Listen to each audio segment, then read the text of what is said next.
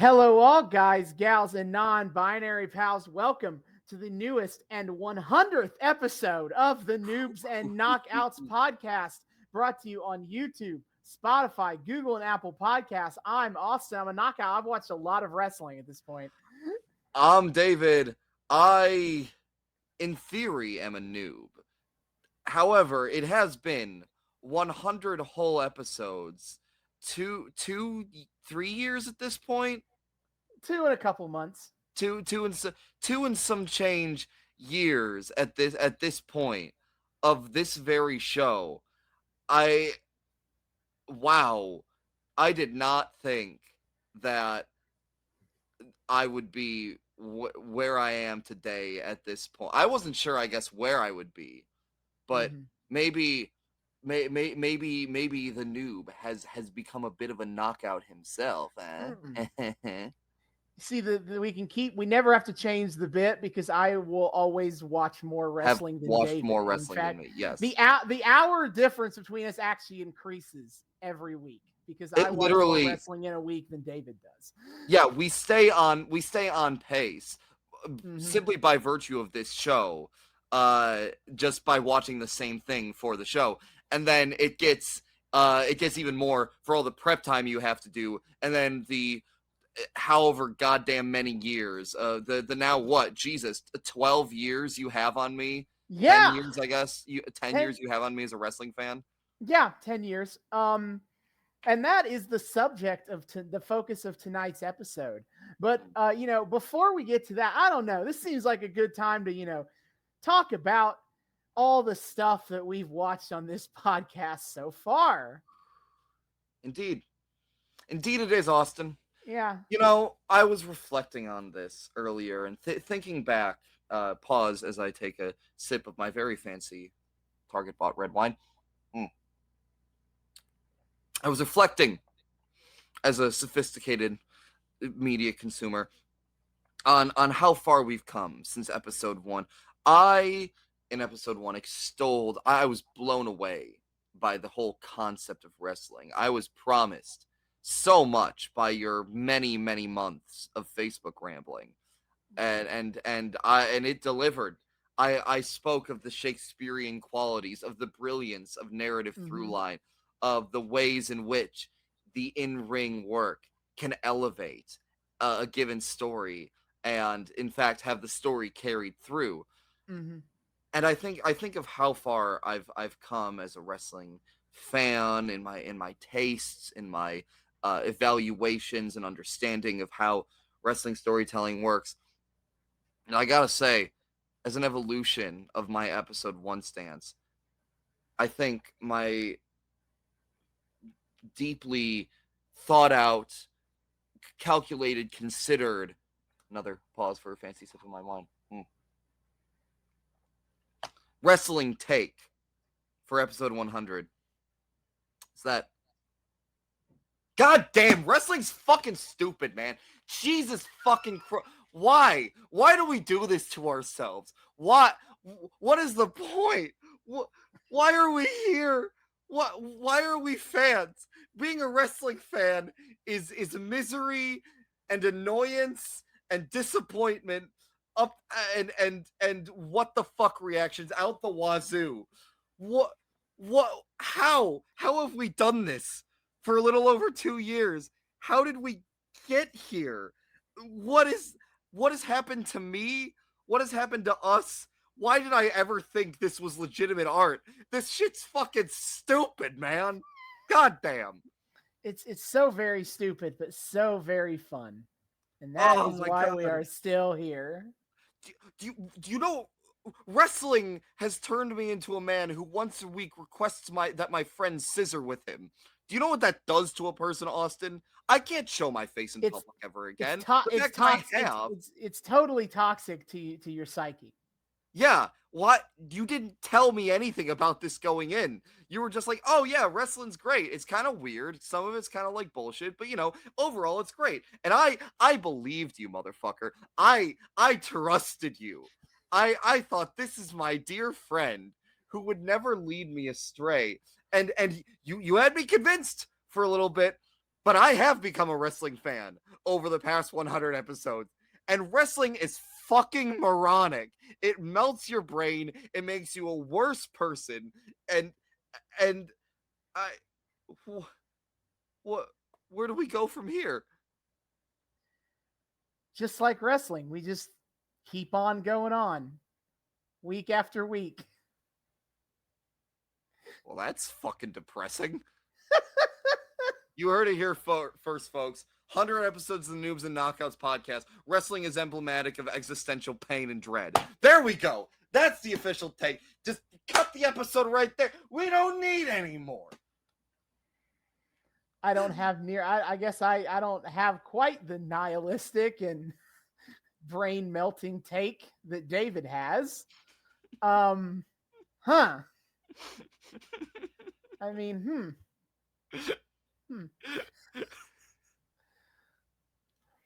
Well, I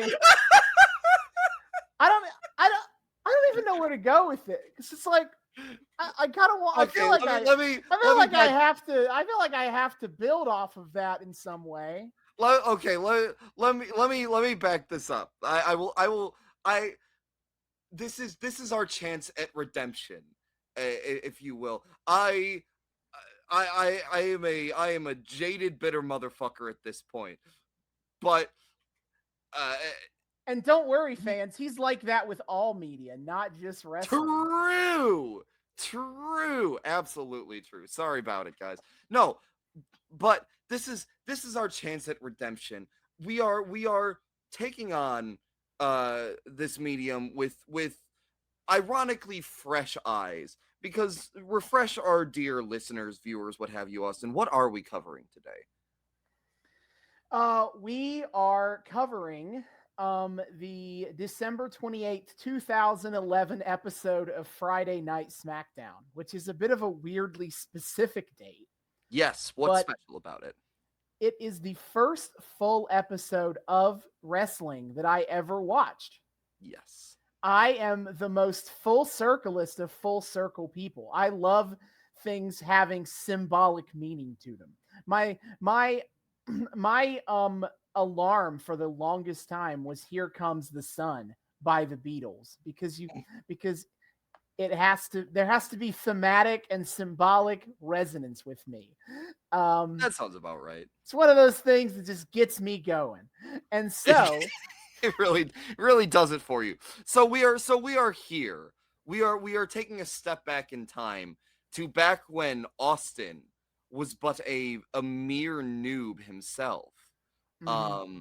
And we are revisiting the time that made Austin a wrestling fan, the moment. So I would like to know, I guess even more so than anything else we've covered, what is your history here with what brought you to this point? Like this point, like the podcast, or no, the watching this December 2011 episode of Smackdown. 2011. All right. So I'm sure I told this in like the first episode of this podcast. Please don't go look that up. But and I made mention a little bit of it when we did our WWE live event episode, because it ties into my personal origin story with wrestling. But basically, my dad was a fan growing up. He would happily tell me all about like late 70s to early 80s wrestling. You know, his all-time favorite wrestler is Dusty Rhodes. If you want an idea of like his time, like what his time frame in wrestling was. The American Dream, baby. The American Dream, hard times, daddy. But you know, he did watch even up through the Attitude Era. You know, I think he kind of fell off. I don't really know when exactly he fell off, but I knew that he knows the Attitude Era stuff. Yes. And so does my mom, sort of. And I think that's the important part of this story, is in my mom's eyes, wrestling is really fucking stupid. Well, I'm not going to say that my mom is wrong, but I love it anyway. But okay, so in her mind, it was violent and dumb and not something that I ever should be exposed to. So she told my dad, "You are not going to try to get him into this." Uh-oh. And so that my only exposure to wrestling pre 2011 is we had family friends in Cincinnati who every year or so we'd go to a Reds game. We'd stay at their house and go to a Reds game. And I want to say this was about 2007. I got a time that there. I remember going to this particular trip for two reasons. The other one being it was my first introduction to Guitar Hero, and that changed my life in an entirely different way. Multiple nexus points in Austin's personal history, folks. Yeah, so 2007 sounds about right in my head. 2006, 2007, something like that. We happened to be there, and I caught a glimpse of an episode of Friday Night Smackdown just being on television at the time. I didn't sit down and watch any of it, but I remember seeing like the episode intro or either that or like a women's match. I distinctly remember Michelle McCool, who I now know is Michelle McCool. But also at this family friend's house, they had an Xbox 360. Hell yeah, early adopter. I was also that. My Xbox 360 was one of the first model. It was one of like the original models of the console. But he had a SmackDown versus Raw game that I dicked around with a little bit. And I wish I could remember which one it was. I think it was SVR07, but it could be something else. But it could be another one. I don't remember enough about it to tell you specifically which one it was. But it didn't stick with me at all. I just remember that I have briefly played a wrestling video game well before I ever got into wrestling. But 2011 was the real big point. Is my dad won tickets to a WWE house show in Huntington, West Virginia. It's about 30 minutes from where I live, or I lived. And he won tickets in a radio call-in contest. Call-in trivia, awesome. All that shit. Oh, yeah. And so he won 2 tickets, and he asked if I wanted to go. And I said, sure. This was in November 2011. I know this because the main event angle was basically Alberto Del Rio was the WWE champion. So we're talking weeks before he loses the belt to CM Punk at Survivor Series. Shit. But the shtick is that he had to defend against CM Punk and John Cena both in the same night. So the show that ended the first half of the show before they go to intermission was CM Punk versus Alberto Del Rio. And the main event was Alberto Del Rio versus John Cena. And Del Rio won, but I guess he was a heel. He cheated, and heels win on house shows if they have the belts. So he wins by DQ. I guess he technically loses by DQ, but he retains the titles both matches. But at the end of the show, John Cena and CM Punk run off Alberto Del Rio and Ricardo Rodriguez. And then after the show, as he does every time that he's in West Virginia, John Cena sent the crowd home singing "Take Me Home, Country Roads." Oh my God. That's perfectly on brand for Cena, and it sounds unbearably dorky. Yes, to both accounts. Yes. And so I don't remember a lot of the individual matches. I remember being like, holy shit, this Mark Henry guy is huge. I remember that. I remember being like, damn, this Sheamus guy's kind of badass. But, I didn't form a ton of opinions on. I enjoyed the time, obviously. Yeah. But it wasn't like, and then it was at this moment. Yes. Not true. That wasn't truly where it started. Where it really started is then for that same year for my birthday, I asked for the newest WWE video game, which was WWE 12. Were they not 2K at that point? No, this was still THQ. Ooh. Last couple of games of the THQ era. Wow. And I will praise the fuck out of that game. And I would like to hold that it's not just nostalgia. A lot of people are saying that WWE 12 is a good game. What about it is a standout? What was like the big? I think the real standout for me was, I think, the story mode, because the universe mode, which is basically like booking simulator, was fun, but also as a noob, I was like, what the fuck am I doing? What is this? What really hooked me was the Road to WrestleMania story mode, where basically normally what they did in these modes was like you control one wrestler for a 3-month arc from Royal Rumble to WrestleMania. The Road to WrestleMania. But in WWE 12, they did basically 3 wrestlers of 6-month arcs, continuing through the calendar.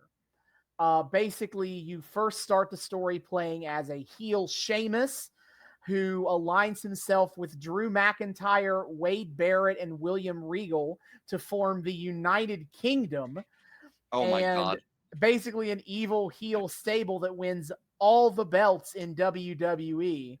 As they should, given that fucking lineup. Jesus Christ. And then that storyline ends at WrestleMania. The United Kingdom implodes, and the main event of WrestleMania is a 4-way match between all of them, and the winner gets every single belt. Yo, that sounds sick. God, why couldn't that have been a real life angle? Jesus. They even take the time to animate, like after you win the match, they have a cutscene of the referee literally draping Sheamus with every title in WWE. What the fuck? Jesus Christ. It was top star cool Sheamus over here. What the fuck? Mm-hmm. And then you immediately cut into the next story arc, where Triple H comes and immediately cashes in his Royal Rumble winner in the bank contract and becomes WWE champion. I'm sorry, what? His Royal Rumble winner in the bank? Well, Triple H wins the Royal Rumble, but then he's not involved in the title match at Mania until after the 4-way. After Sheamus wins all the belts, then he's like, all right, I'm getting my title match now. What? That... Okay, never mind. I'm very happy this story didn't happen on Arrow, because that's a bunch of bullshit. Yeah, so then you get 6 months of playing as Triple H, leading to SummerSlam, where basically The Miz becomes the evil GM of SmackDown, and he has the Miz Fits, which is basically like the SmackDown mid-carders. It was like Dolph Ziggler, Jack Swagger, Kane, R-Truth, Randy Orton, Edge. Like, they're all subservient to the Miz, and you just beat the shit out of them for 6 months. Like, there are so many 1-on-3 brawls that you have to win. This is Triple H buries SmackDown, the storyline. Why? That's such a first of all, that's such a flimsy fucking excuse to get all those dudes together into like a gauntlet over 6 months for Triple H to face off against. But also, like, what? Why the fuck? They have a match for the Money in the Bank contract where it is 5 of the Misfits and Triple H. And Triple H would have won the match, except Edge showed up and stole the briefcase as a 7th participant. But it was explicitly like a 1-on-5 Money in the Bank match, and Triple H still would have won, except for shenanigans. What the fuck, dude? How? What? Why does Triple H get to be the special boy here? Because it's all about the game and how you play it. So after that storyline is over, Triple H wins the WWE title back from The Miz, and he's like, I'm retiring.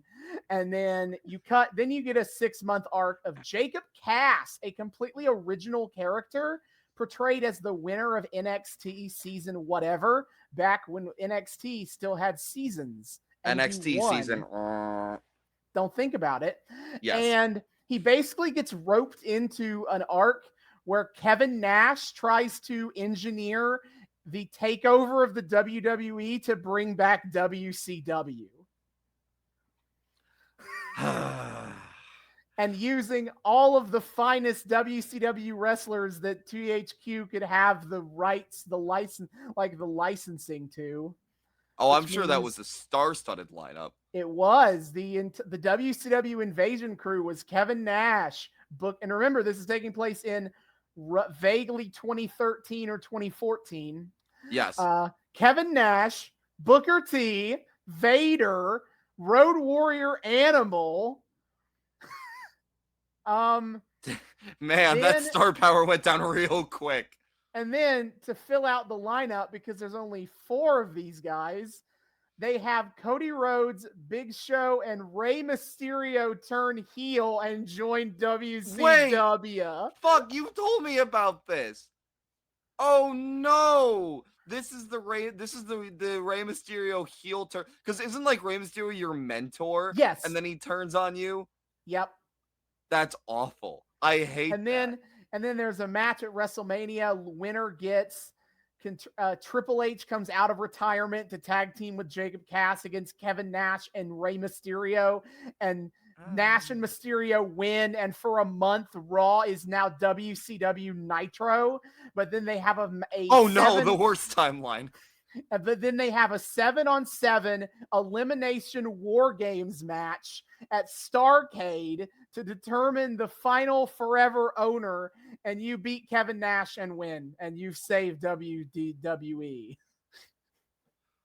What the fuck is that game? That is the most insane, like, alternate timeline WWF I've ever heard. I guess at that point, WWE I've ever heard of. Wow. I want to know if all of the games, all of the like WWE story modes from all their games can fit into like one cohesive canon alternate universe world. I thought about trying to work these out once because I've since gone back and played the other SVR games. Yeah. And I'm like, can I make all of the SVR storylines take place simultaneously? In the same universe at the very least. Can that fit? I don't think so. But basically SVR, when they did Road to WrestleMania, they're like, fuck it, we're going crazy. I don't want to ramble anymore on this. But basically my point is that like getting to actually play as these characters in this game and see them more often made me be like, damn, I actually want to actually watch the TV show. And so at the end of the year, in December of 2011, I picked up I like came downstairs that week for Raw, like at the very end of the show. I didn't watch Raw that week. But I did I was there long enough to see Alberto Del Rio cutting a promo from a wheelchair because he was injured. And there to see Zack Ryder get dragged to hell by Kane. Literally, did they permadeath Zack Ryder?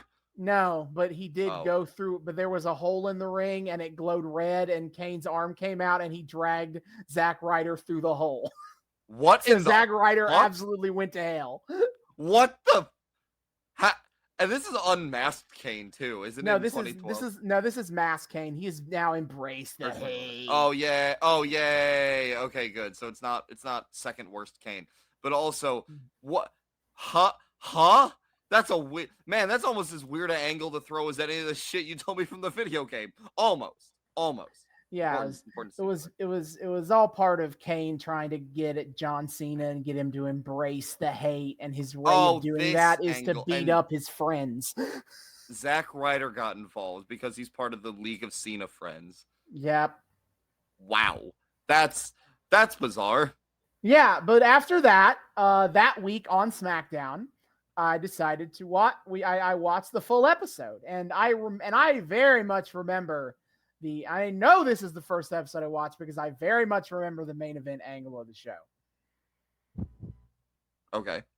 I mean, I'm not gonna tell it. Oh no!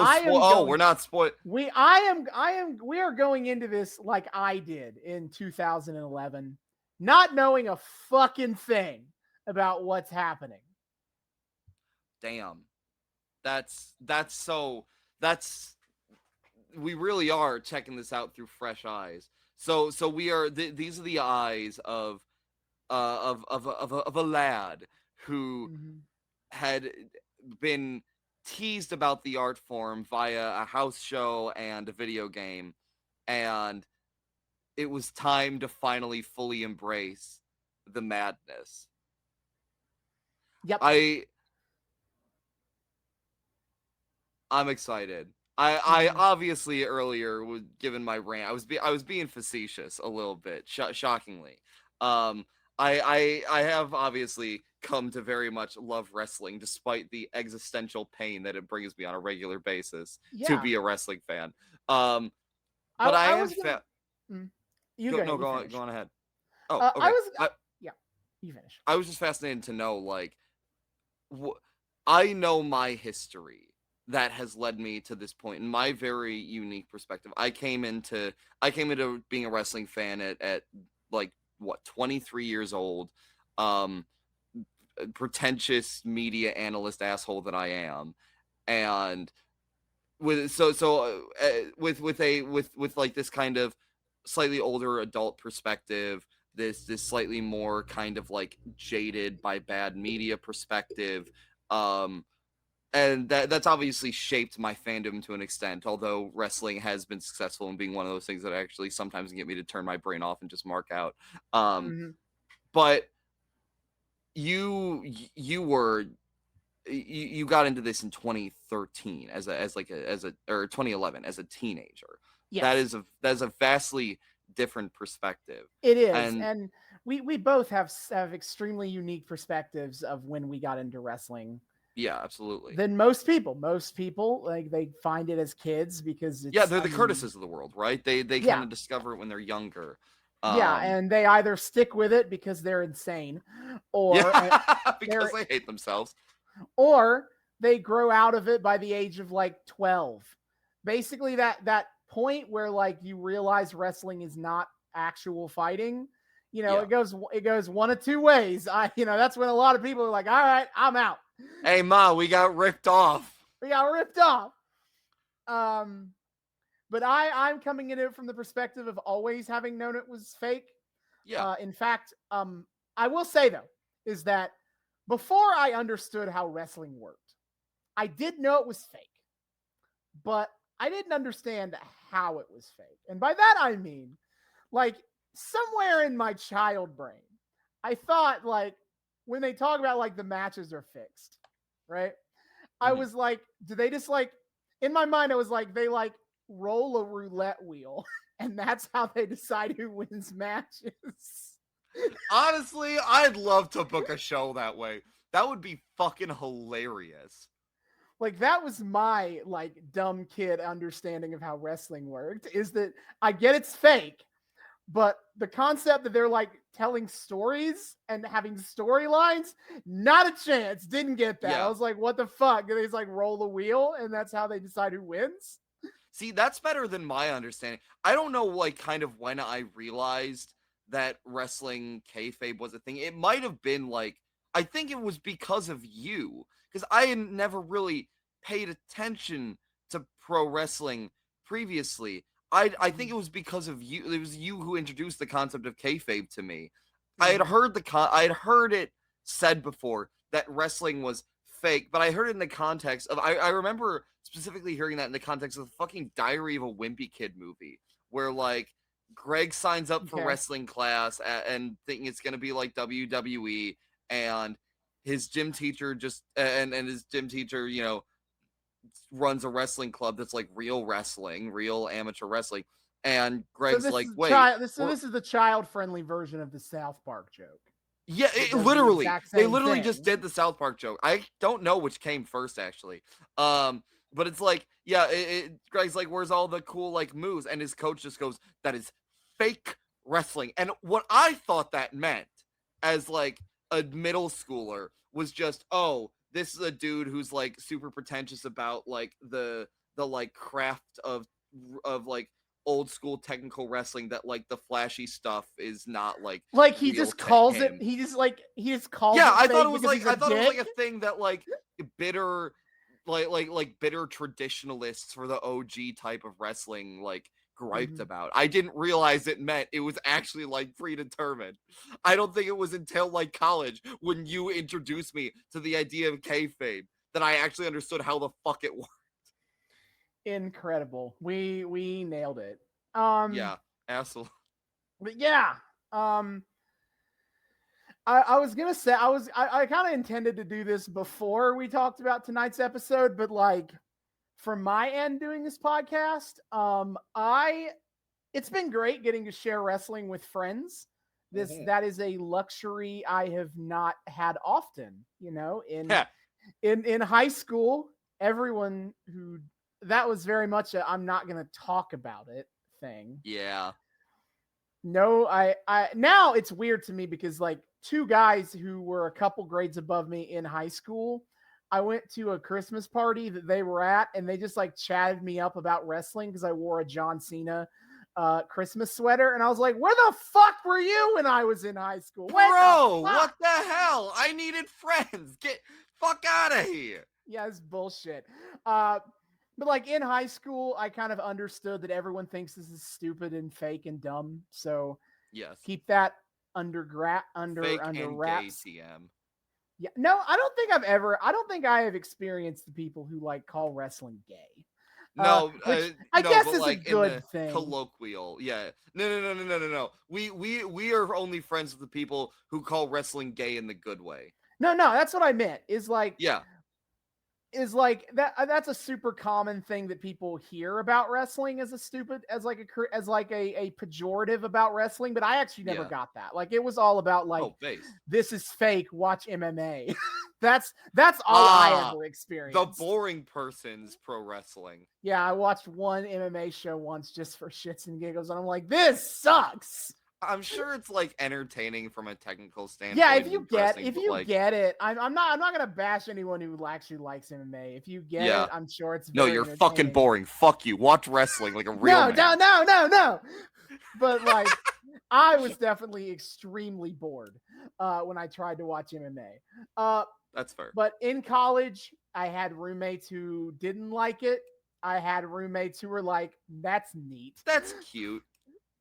I've had a couple of. I went to like a wrestling show with a couple of dudes before, and they were just because they just like heard me ramble about it.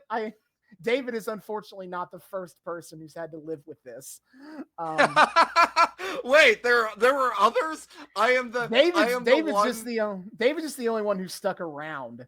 Oh God, this is like I feel like the fucking like in a fucking like horror sci-fi movie, the mad scientist who tries to like take people and like make them into his perfect whatever, and all of them break on the way, but then he finds the one who actually takes to the experimentation. That's me. I am the non-reject variant of the people Austin has tried to convert. Like since my first year of college, I have not encountered any people who like adamantly think wrestling is fucking stupid and will in fact that's better than me and will in fact not and will tell me to my face that it's stupid. Like most of my friends through college definitely knew I watched wrestling. I never tried to hide it. Didn't have to be in the closet about it. No, they were like, "That's neat. I'm glad that you like that." National coming out today. National coming out day. Mom, Dad, I'm a wrestling fan. No. No. Have you ever tried not being a wrestling fan? Have you ever tried not being a fucking mark? Yeah, you're damn right. Yeah, so like David is the first person I've ever like converted to actually watching wrestling. Again, the non-reject variant. Yeah.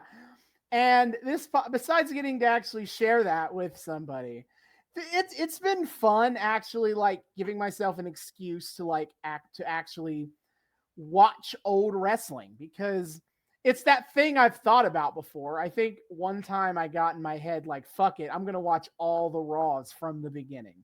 And I actually did get through 1993 before I gave up. So I have a deeper knowledge than I would like about 1993 WWF. Just the year broadly. Yeah. So, but it's a lot. It's a lot to parse through. It's a lot to, watch.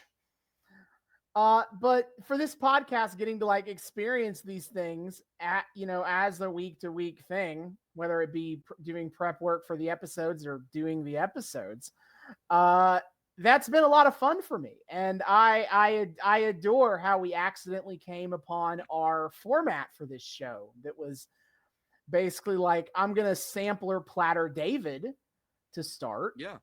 And we were like, this was a lot of fun this way. What if we kept doing it? Pretty much. It was just kind of a stumble into sort of thing. Mm-hmm. And there have been arcs that I appreciated getting to like see for the first time in my own eyes instead of the internet perspective on an arc. Like the Summer of Punk was like that. The Custody of Dominic has been a lot like that. The Underfaker was that. Getting arcs where I'm just reliving my own personal experiences. That has been every modern arc except the Summer of Punk. Pretty much. Because Summer of Punk's like the one pre me, right? Yeah. Admittedly, that's because it's easier for me to plan arcs that I already know the general plot beats for. Entirely fair. Arcs that I never would have tried to watch otherwise, like Tommy Dreamer versus the Sandman, the Coliseum home videos, Katie fucking Vic. Yeah, I was waiting for you to say that one. Yeah. And even then our individual episodes have gotten a chance to kind of me to just find moments in time and little random wrestling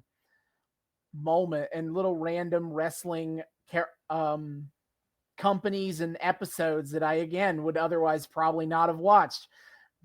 Was my life better for having watched Wrestlicious? I don't think so. But I'm glad to know the answer. I mean, it is fascinating to see what lays on the other side, both for both the good and bad for various reasons. I mean, as much as I am a giant like proponent, I'm a giant fucking grumbly grump about like the media I consume, and I'm a giant like art house snob, and I got to think about everything way too deeply, yada yada. I appreciate like diving into the bad media, as it were, because it helps you understand what makes the good media good, essentially. It basically gives you a sense of perspective. Like, Wrestlicious was fucking dumb and weird and insulting and painful to watch, but like, I could think of no better way to lead into the women's revolution than to see like, yeah, you know how bad like WWE Divas era got?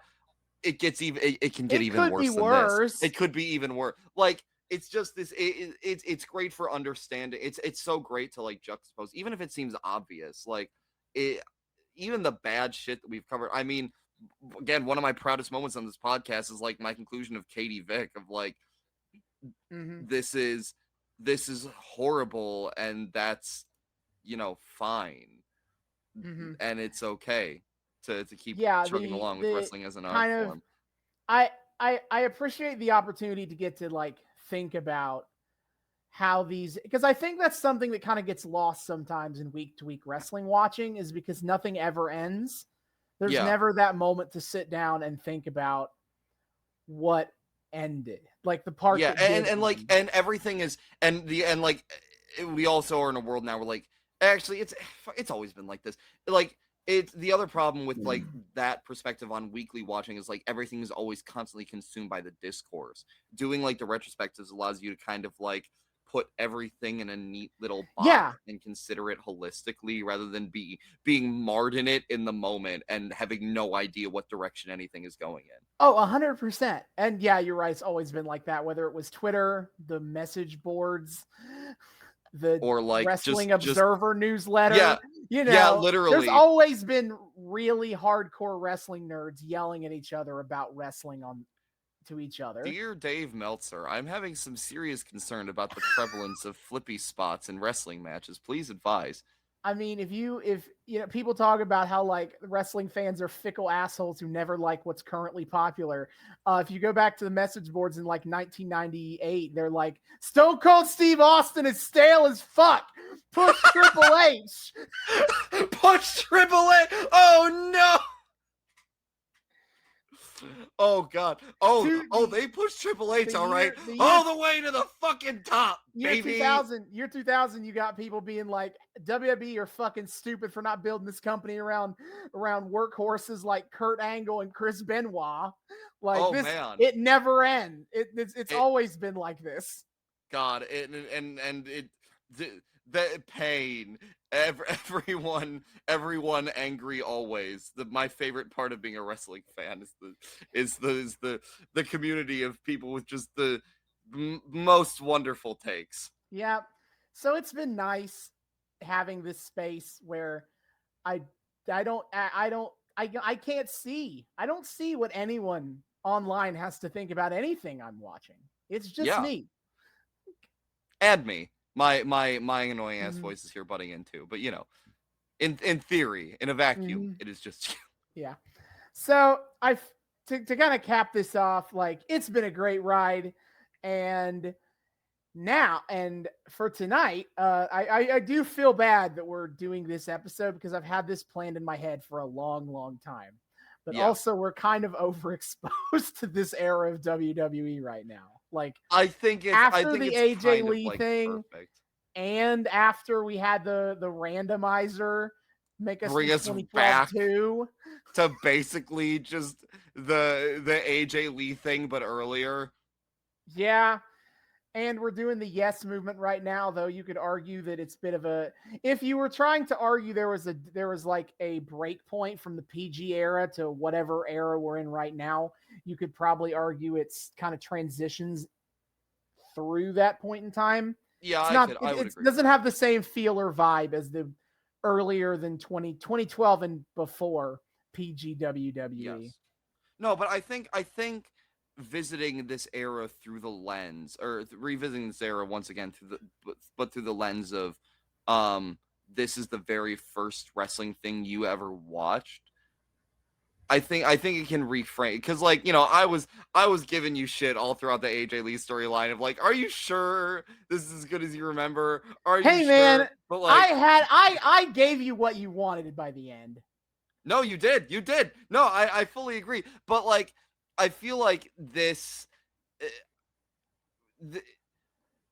I think it'll be an interesting exercise to go into this with basically looking at it from your perspective in 2011, even more so than the AJ Lee storyline. It's because like where you came into this influenced your feelings about wrestling. And I mean, this is pretty close to where you brought me into wrestling. Obviously I, didn't start watching until 2021, but or I guess 2020, late 2020. But that it was that era that is the very first thing I watched from it too. So I think going back and looking at it from, okay, if this was somebody's very first episode of wrestling, what's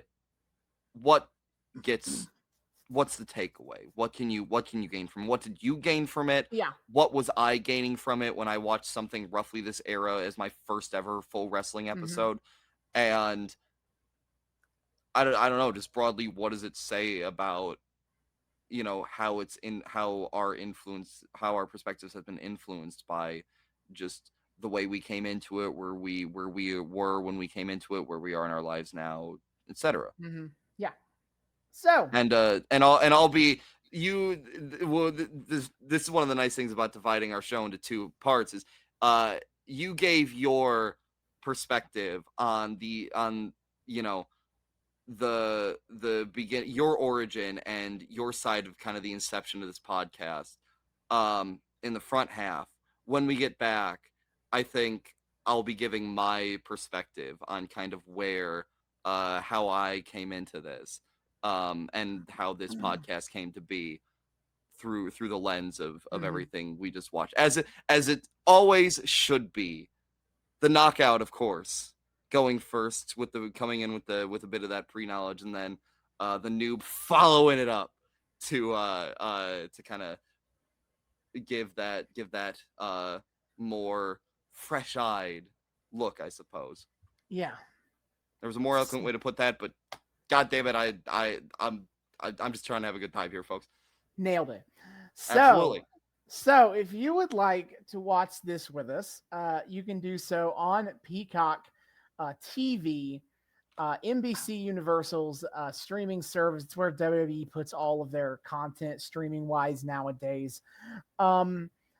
So we will be back in the back half to discuss the December 28th, 2011 episode of Friday Night Smackdown. Hell yeah. And we are back. We have just finished the December 30th, 2011 episode of SmackDown. Sorry, I know I said December 28th in the front half, but it's the last SmackDown in 2011. It is easy to figure out.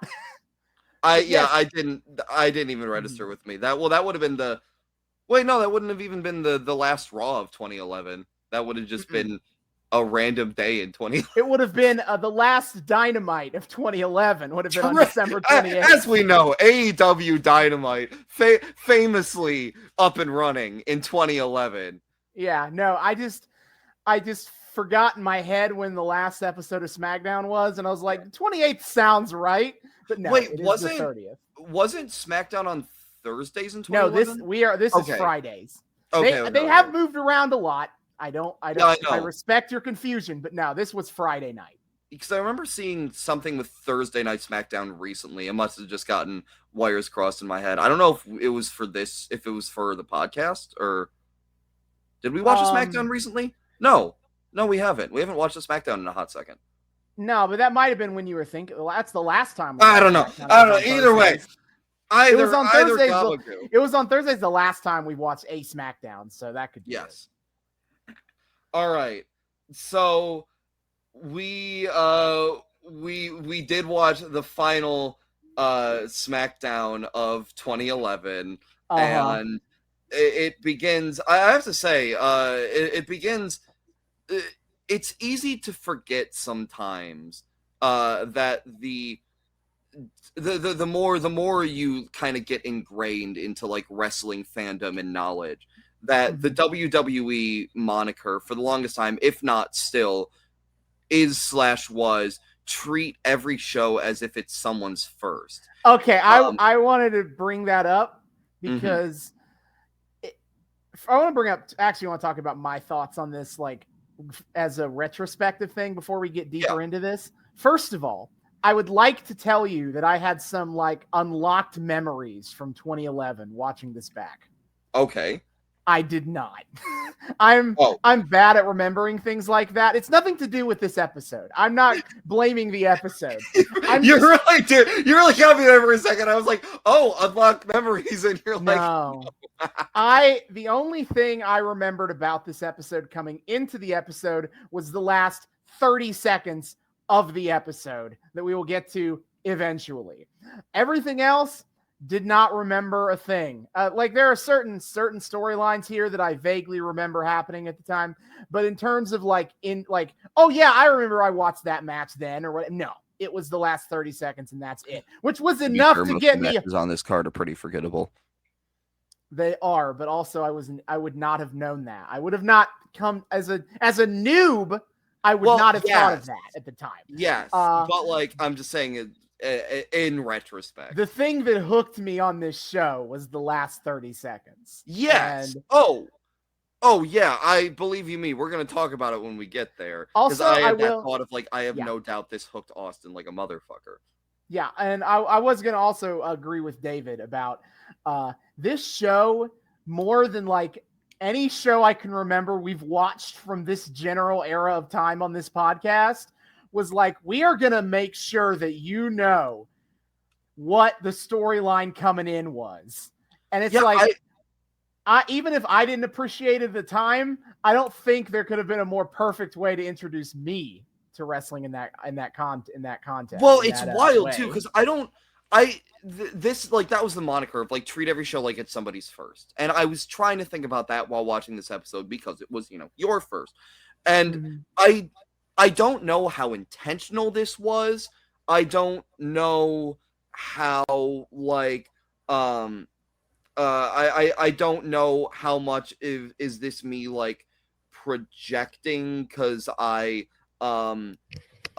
because I was specifically looking for it, / I don't know how much of this is actually like really fucking standard and we just in other episodes take for granted how standard it is because we're not looking for it and we're already kind of in the know. But there were a lot of things, not just for the main story on this episode, but there were a lot of little things I caught that are actually like really great little like unspoken, respectively subtle ways to kind of like tell a first-time audience member kind of some of how this works. Yeah, this to me is someone who has obviously watched more of this era and even for this podcast, and without watching this podcast, I've had times where I'm like, I'm going to rewatch 2012. It felt atypical that they would do this much like video recaps for stuff. It wasn't just video though. I'll get into it more as we get more into the episode, but like it wasn't just video. There were a lot of like subtle little things that were like little back doors into knowledge of how some of this goes. It felt more like trying to be friendly to a new member than I remember this era usually being, and I really like that actually. I have no problem with kind of wrestling shows treating it as like this could be someone's first show. Yeah, and it can even be like a helpful recap for someone who hasn't watched it. I don't think it was. I don't think the way they did it was intrusive at all. In ways that like there was no like obnoxious long raw recap that has been a thing we've seen all the time. They make it so ham-fisted so much of the time, but this like I was never rolling my eyes. I was just kind of the whole time like, yeah, no, that's a good way to introduce us to like this thing. So I don't know why it was this episode in particular, if it was just a fluke, if it was because it was like the New Year's Eve episode. It's the holiday episode, so we're phoning it in. Yeah. And like and we know like we're gonna get some extra eyes on this, so like let's make extra special sure that people can like it's a whole bunch of stuff. But regardless, jumping into the episode itself, so we immediately open with a video package detailing the evidently quite nasty rivalry, extremely personal rivalry between Wade Barrett and Randy. The Barrett Barrage. Wait, the Barrage, messing with the Viper, Randy Orton. And things have apparently gotten so heated that they're tonight gearing up to have a Falls Count Everywhere match. Yeah, with like this was like the peak of Wade Barrett as a serious threat. I was gonna say, like, he had a big splash as the leader of the Nexus when he debuted in 2010, but the Nexus was tainted by John Cena beating the fuck out of them for months on end. Yeah, so Nexus got buried as fuck for some reason. But in 2011, they still got big. Like Wade Barrett was the first winner of NXT, and it felt like they had big plans for him. And I think if he has a lot of injury problems in his career that kind of leads them to be like, we don't think we can trust you to be a top guy.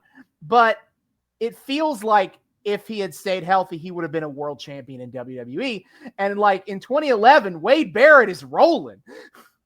Yeah, that's what's wild to me is like these days, who the fuck is Wade Barrett? But here, like, he is not only in an intensely personal match with like an intensely personal feud with top star Randy Orton, but he is throughout this whole thing constantly getting pushed to be like at Orton's level, and in some cases almost easily besting Orton, which is insane to see considering the trajectory of both of these men's careers.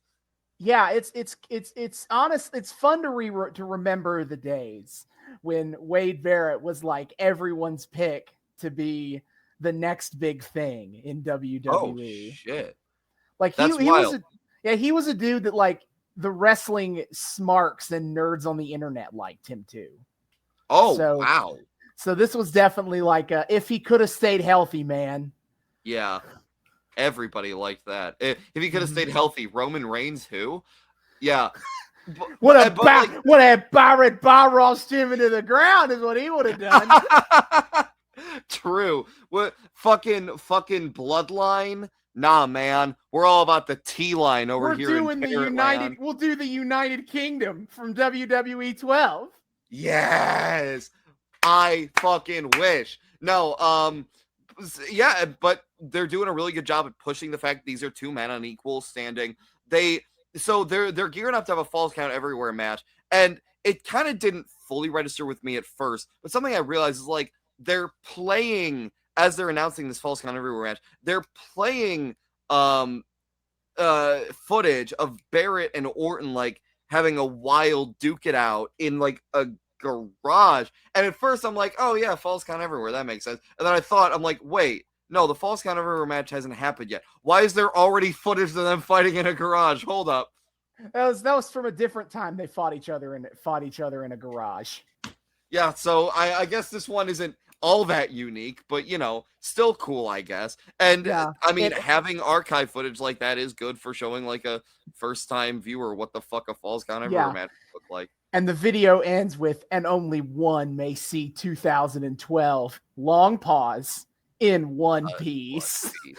Cheesy as hell, but honestly, overall, sick fucking opening video package. And again, like, as a cold open, it's a really good way of drawing someone in, like, immediately off the bat. Boom. Here's our main event. Check out these two badasses fighting each other. Well, guess what? They're going to fight again later tonight.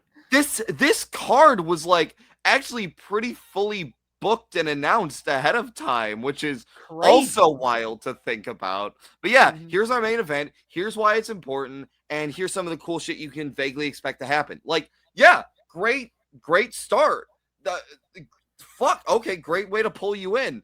And then, oh, hi, Green Day. Do you know the enemy?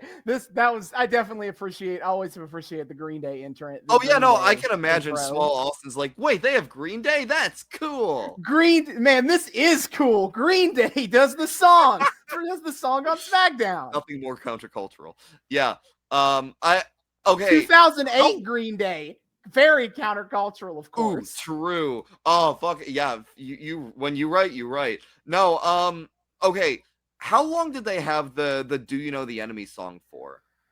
Couple years there. I think it was like the last Smackdown I think it was the last Smackdown theme before they rebranded everything, and when they went to Raw 3 hours and they started the Then Now Forever and all that. Actually, I could look that up, because if you go on the like the Wikipedia page for WWE Smackdown, you can look up like what the theme song was. Okay, they had Know Your Enemy from October 2010 to October 2012. Okay, that's what I feel like. I feel like I'd heard the Do You Know the Enemy one before, but I also felt like I'd seen different graphics with it. But I could just be like, we did get some of Know Your Enemy when we were doing the Love Square, because we did do stuff from SmackDown. Okay, yeah. Was it all the same, like, opening graphics and stuff? They feel like they didn't change, but like maybe they might have made minor changes that I just didn't notice. Honestly, the only part I ever remember is when you do the lyric, "You'll be blinded by the light in your eyes," and they cut to Randy Orton with the glowing snake eyes. Like, that's the only part of those I ever remember they did. But I was like, they did the lyric. That's super fucking hey, yeah, no, that's actually really nice. Sweet. Yeah, so and then we go to the episode proper, and it's they tell us that this is being filmed in WWE HD, which is opposed to normal HD. I They suppose. transitioned to HD 4 years prior to this. Why are they talking it up? Well, maybe they've developed in those 4 years their own specially branded WWE HD. Oh, which of course. is- Why didn't I think of that? yeah, which clearly is specially developed to allow Vince to see every bit of glisten on each wrestler's super oily body. And also probably to make Vince look 10% sexier whenever he's on screen. Anyway. Oh, of course. So we Yeah. opened the show with Booker T. I was like, all right. Yeah. We do, when we get like kind of a broad crowd shot, shout out to the person who made like a sign in portrait orientation made to look like Sheamus's head. Nice. Like the bottom half is like Sheamus' face and the top half is just orange for his big ass spiky hair. I thought that was cute. But yeah, can you dig it, sucker? Yeah, as was made obvious by the promo they would proceed to cut. Right now, Booker T and Cody Rhodes are finishing up a small feud with each other over the Intercontinental Championship.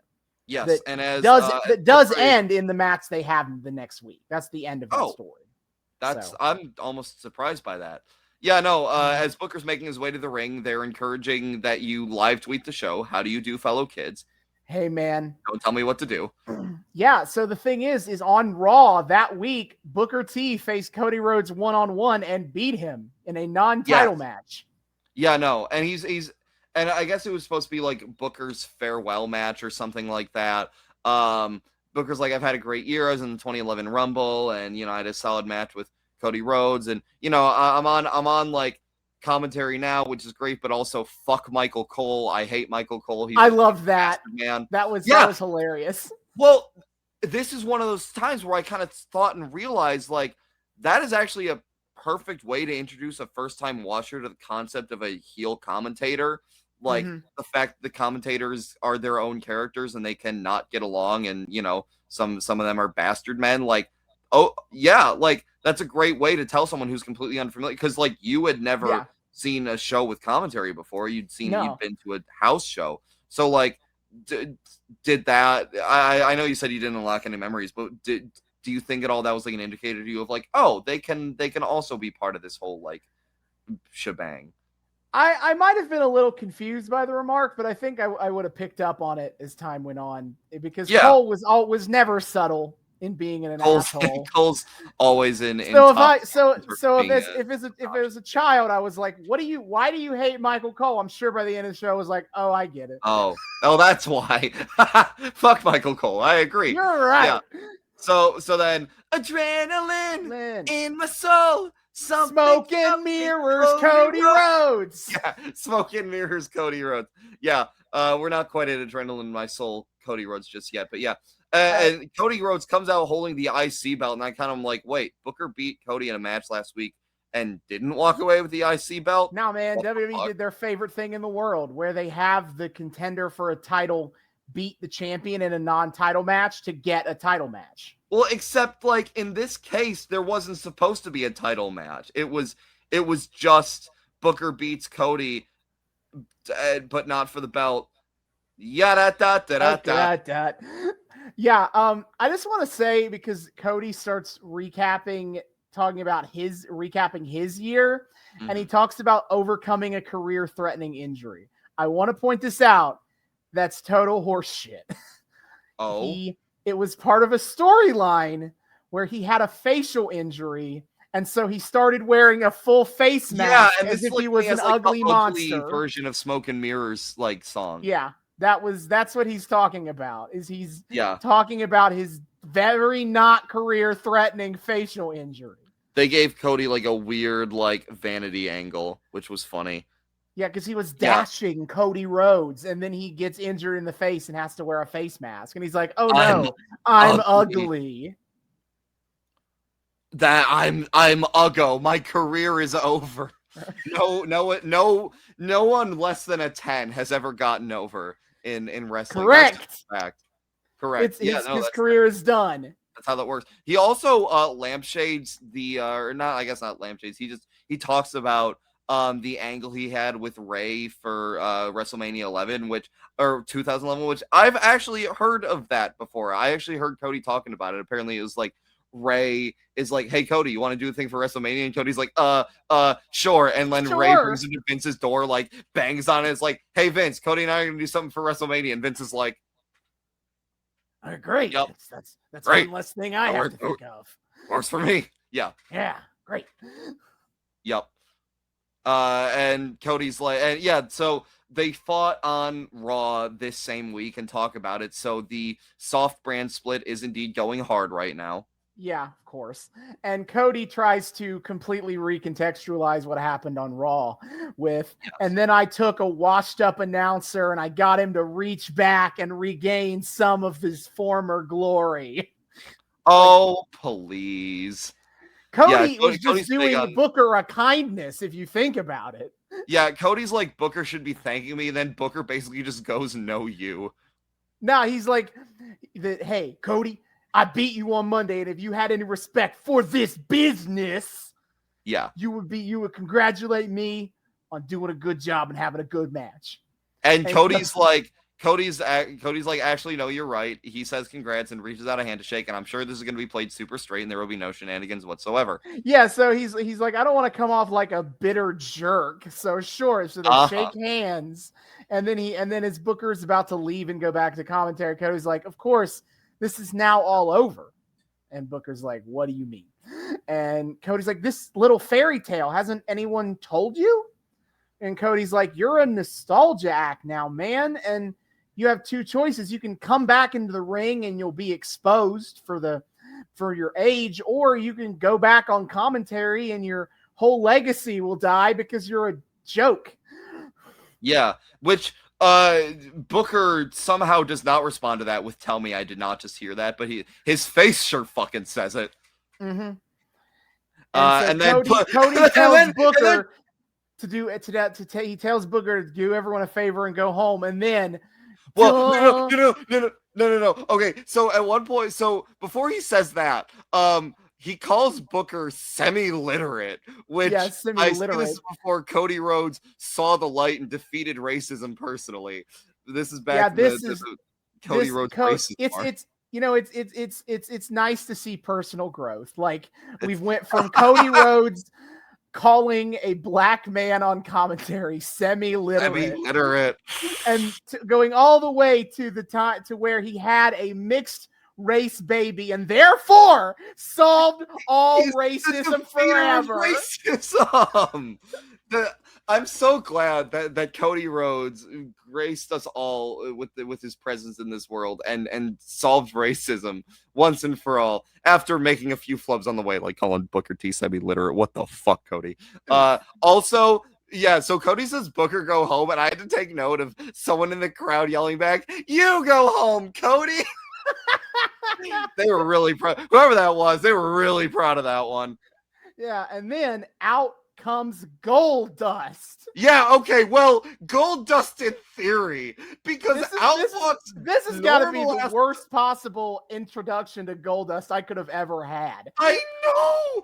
Like, it's like Goldust, but he's, it's Goldust, but make it normal SpongeBob meme. Like, he walks out, no makeup, in a suit. Hi, how are you? We have corporate Dustin Rhodes here. Yeah, I think at this point he was a backstage producer and not wrestling anymore. Yeah. So he now just comes out as Dustin, but he keeps the Goldust music. So weird. I guess it's what gets the pop. He is wearing a gold tie though, a gold pattern tie. Mm-hmm. It is funny though, because Dustin's out here in a full suit because he's, I guess, corporate backstage. Booker is out here in a full suit because he's planning on just getting on commentary once this segment is over. Cody is out here for some reason in his full gear. So a significant portion of wrestlers do not own regular clothing. They just show up in their gear. Same shit as like Marty Jannetty in the last Coliseum video. The internet has memed on the fact that Randy Orton has not worn pants in 20 years. Plenty. Randy's just like, I fucking hate wearing pants, man. Yep. Randy wears his in-ring tights everywhere, actually. Just around the house, when he goes to bed. They never come off. It's kind of a problem. We try to talk to him about it. I mean, if you want an AEW example, Pac never wears clothes. This is true. He cuts promos out in the street in the rain in his wrestling gear. Well, just yelling at people. He is the bastard, after all. That's what you got to. Pac's, you're like, I'm just imagining, I don't know why I got this image in particular, but I'm just imagining Pac is like a DoorDash driver, and he like comes to your door in the gear. And it's like holding out your food. He's like, in case you don't know who I am the bastard. And I am here to deliver your Panera. Thank you for the tip. Thank you. Have a great day. Yeah. Oh my God. Yeah. So Cody's out here evidently too poor to own street clothes or whatever. I guess those down payments on gear really take a lot out of you. It's rough, man. But basically, corporate Dustin is out here to defend corporate Booker's honor. Yeah, but Dustin talks about how, like, when he was at his worst and he was battling his demons, Booker was there for him and took him under his wing. And he's like, some of the best time of my life was when I was tag teaming with Booker T. Yeah, no, he, I didn't know they had tagged before, I don't think. Yes, we caught when we were at Katie Vick. That was right after they stopped being a consistent tag team together. Wait, they tag team together in the Ruthless Aggression? I assumed that was a WCW thing. No. They were never in WCW together. No, they're 2003 WWE was when they were tagging together. Oh shit! Wait, did they do a thing together for the casino for the Vegas episode? Was that them together? Because I remember Goldust being on that episode, but I can't remember. No, I don't think they interacted. I think it was just Goldust doing I think it was just Goldust doing the showgirl stuff. I don't think Booker T interacted with. Oh yeah, it was a singles match against Regal. Yeah, you're right. Mm-hmm. Yeah, so I guess they tagged together in the Fed in the Ruthless Aggression era. That's wild. They were a fun comedic duo. It was a lot of Goldust just doing random weird shit and Booker T being like, the hell is wrong with you? You do you, man. Yeah. But Dustin's like, yeah, Cody, what the fuck? Please check yourself. And Cody's like, actually, you're a joke too, and also so is everybody else in this building. Fuck all of you! No, I liked him saying, because Dustin was like, hey, you need to be when he was talking about Booker T being an inspiration to him, Cody's like, I don't care about inspiration because none of these people deserve inspiring. Yeah, that was a wild way to do a you people line, but Cody Rhodes is... No, Cody also just claims to have restored the Rhodes family name, which, wow, you have the IC title. You're really bringing prestige back to the family, Codester. This is an interesting time in WWE history where they were really playing up this idea because I don't want to talk about 2014 Yes Movement stuff until that episode a couple weeks up, but that was also a big plot point. Like the idea of the Rhodes family legacy and Dusty and Dustin being kind of disappointments to it was a big plot point there too. Yeah, but basically right now in the WWE canon, it's basically like Dusty could never win the WWE title and he showed up in WWE and they let him dress in polka dots and be a stupid clown. And then Goldust, was even a bigger clown. So Cody is like, I'm the only normal one here bringing any honor to this family. Which, valid points, except for the fact that, like, Cody, it's not their fault. You realize that, right? Well, kayfabe, it is, of course, their fault, but, And how is it their fault in kayfabe? What? In kayfabe, Goldust just wanted to dress like that. Oh, that's fair. Well, no, because I feel like they lampshade. I feel like Cody, I feel like I've heard a line about like they made my father dress in polka dots and act like a Well, clown. that they're willing to play is like the WWF pushed that on him, but they don't say that about Goldust. They treat it as Goldust. That was his personal choice. He's just a fucking weirdo, man. We let him do whatever he wants. We didn't. You see how much leg that man has? You don't. He wanted to dress in all gold and wear a wig, and we were like, we're not. And be like can't really say no. When he was a bad guy. Right. So we were like, I guess we can't say no. Look, WCW's kicking our ass, man. We are not in a position to be telling people. Throw everything at the wall and see what sticks. Yeah, fuck. God, oh, poor Dustin. Anyway, yeah. So after Cody does all this jaw jacking, Booker's like, well, okay, 2 out of 3 now, bitch. You beat me once, I beat you once. Let's settle this right now. Also, let's make it for the IC title. And Cody's like, whoa. Oh, there.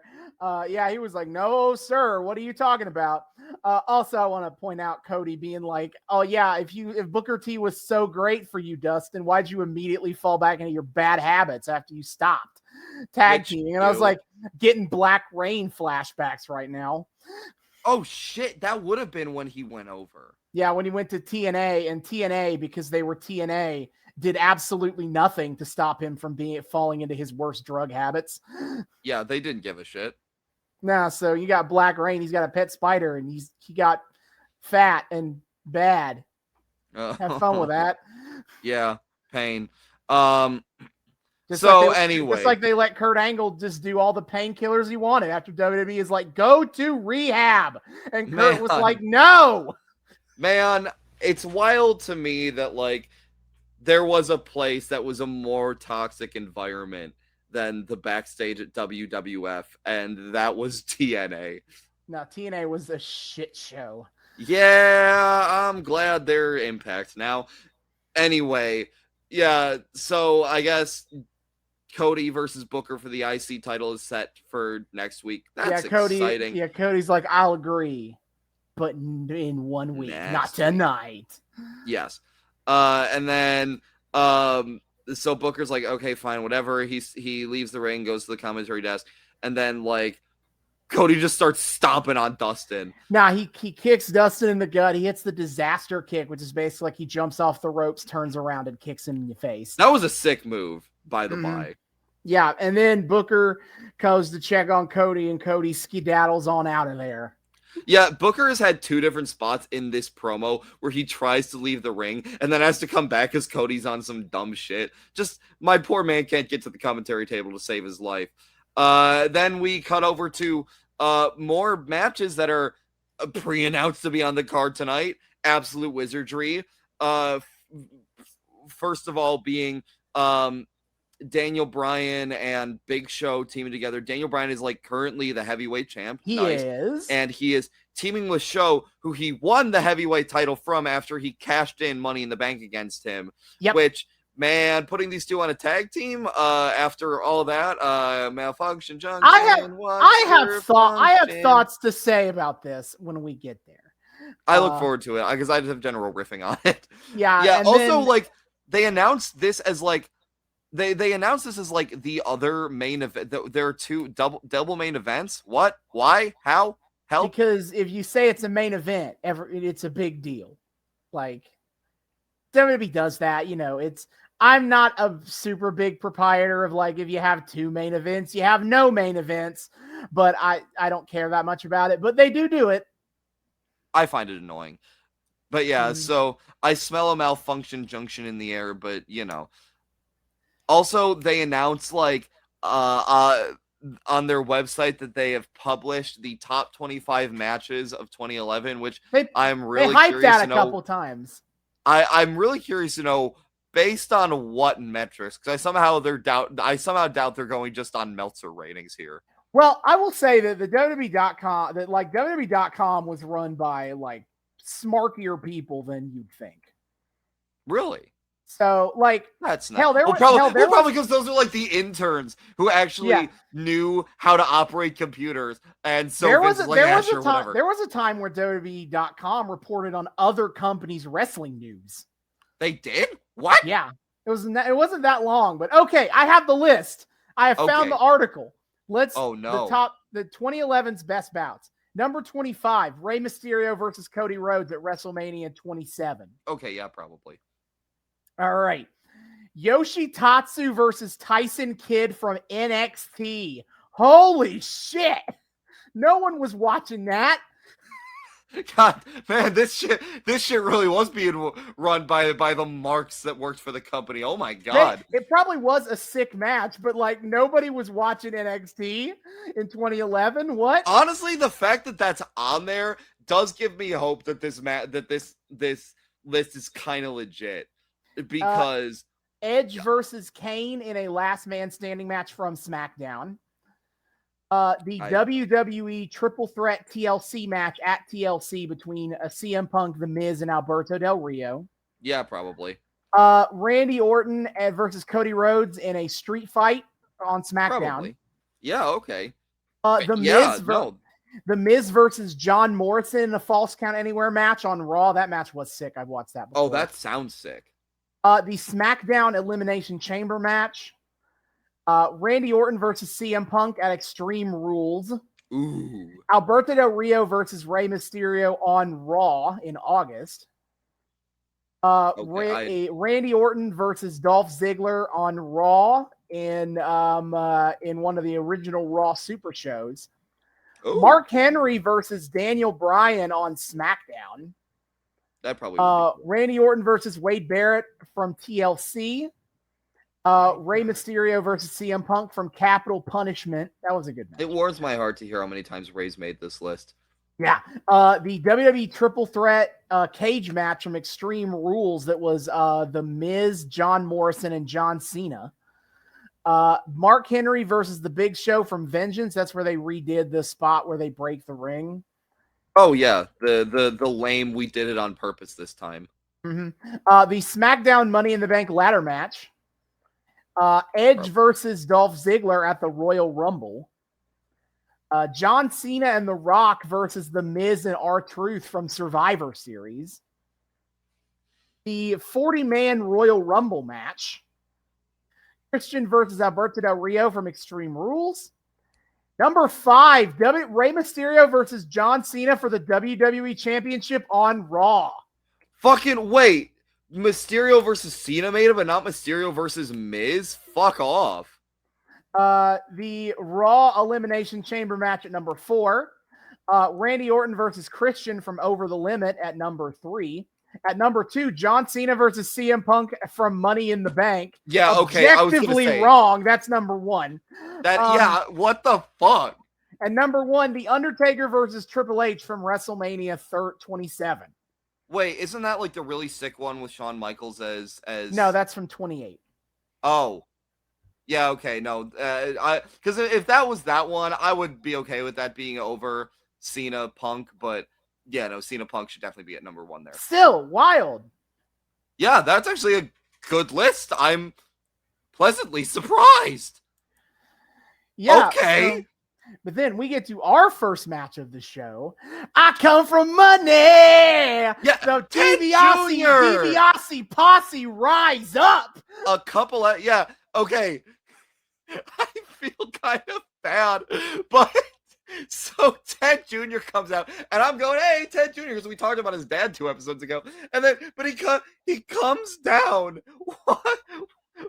walks down the ramp, sees that someone has a sign hanging over the edge, and it's like for him, and he goes up and signs it, and my response in my notes is, wait, he has fans? People like him? I wasn't aware of this. Late 2011, early 2012, the DiBiase Posse was rocking, and you cannot tell me different. Well, apparently, apparently there's a lot of people in like late 2011 who were like fucking huge at the time, and now it's just like, who the fuck are you? And it's kind of funny. At this point, Ted DiBiase has turned babyface, and so now he's like the rich dude who throws cool parties, kind of a rich guy. Yeah, he has the DiBiase Posse parties, which that's a that feels like I feel like I need to wash my mouth out with soap after saying that. Listen, I'm willing to admit that upon retrospect, Ted DiBiase fucking sucked, and I mostly liked him for the theme song, which most people also think sucks. But I will not apologize for being a Ted DiBiase Jr. mark in 2011 and 2012. A proud member of the DiBiase Posse. You're damn right. Fuck off. No, that's awful. Why? Why would you do that? Yeah, but okay, anyway. Speaking of people who were big in 2011, nowadays it's like, what the fuck? Future WWE champion Jinder Mahal is here. As I wrote it in my notes, little baby pre-roids jobber ass Jinder Mahal. Oh my god. And we see like a pre-tape from him that they do as like a picture-in-picture, which I don't know if I've ever seen before, but that's neat. Like pre-tape picture-in-pictures, that's cute. We see him doing a pre-tape where he builds the cheapest heat ever. Now, you might think by that, I mean, he makes fun of America in lame ways. No, I mean, he's building the real cheapest heat ever, which is calling people out for their bullshit New Year's resolution. You're damn right. He's like, all these idiots here aren't going to keep their New Year's resolution, but I'm going to keep mine. And mine is fucking winning, baby. And everyone's he says you're all stuck in mediocrity, just like Ted DiBiase. Yeah, apparently his favorite word is mediocrity, which, like, I can't fault you. That's a nice vocab word. Yeah, fun fact.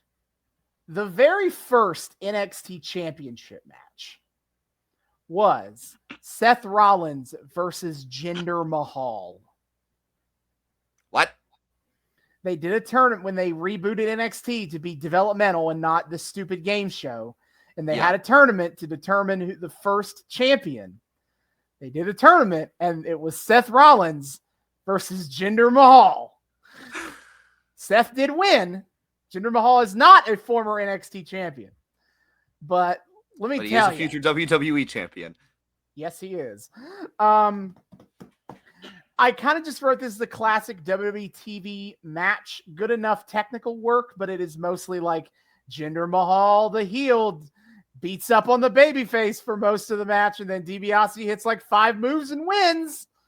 Wait, no, he doesn't. DiBiase taps to Jinder like a bitch at the end. You're right.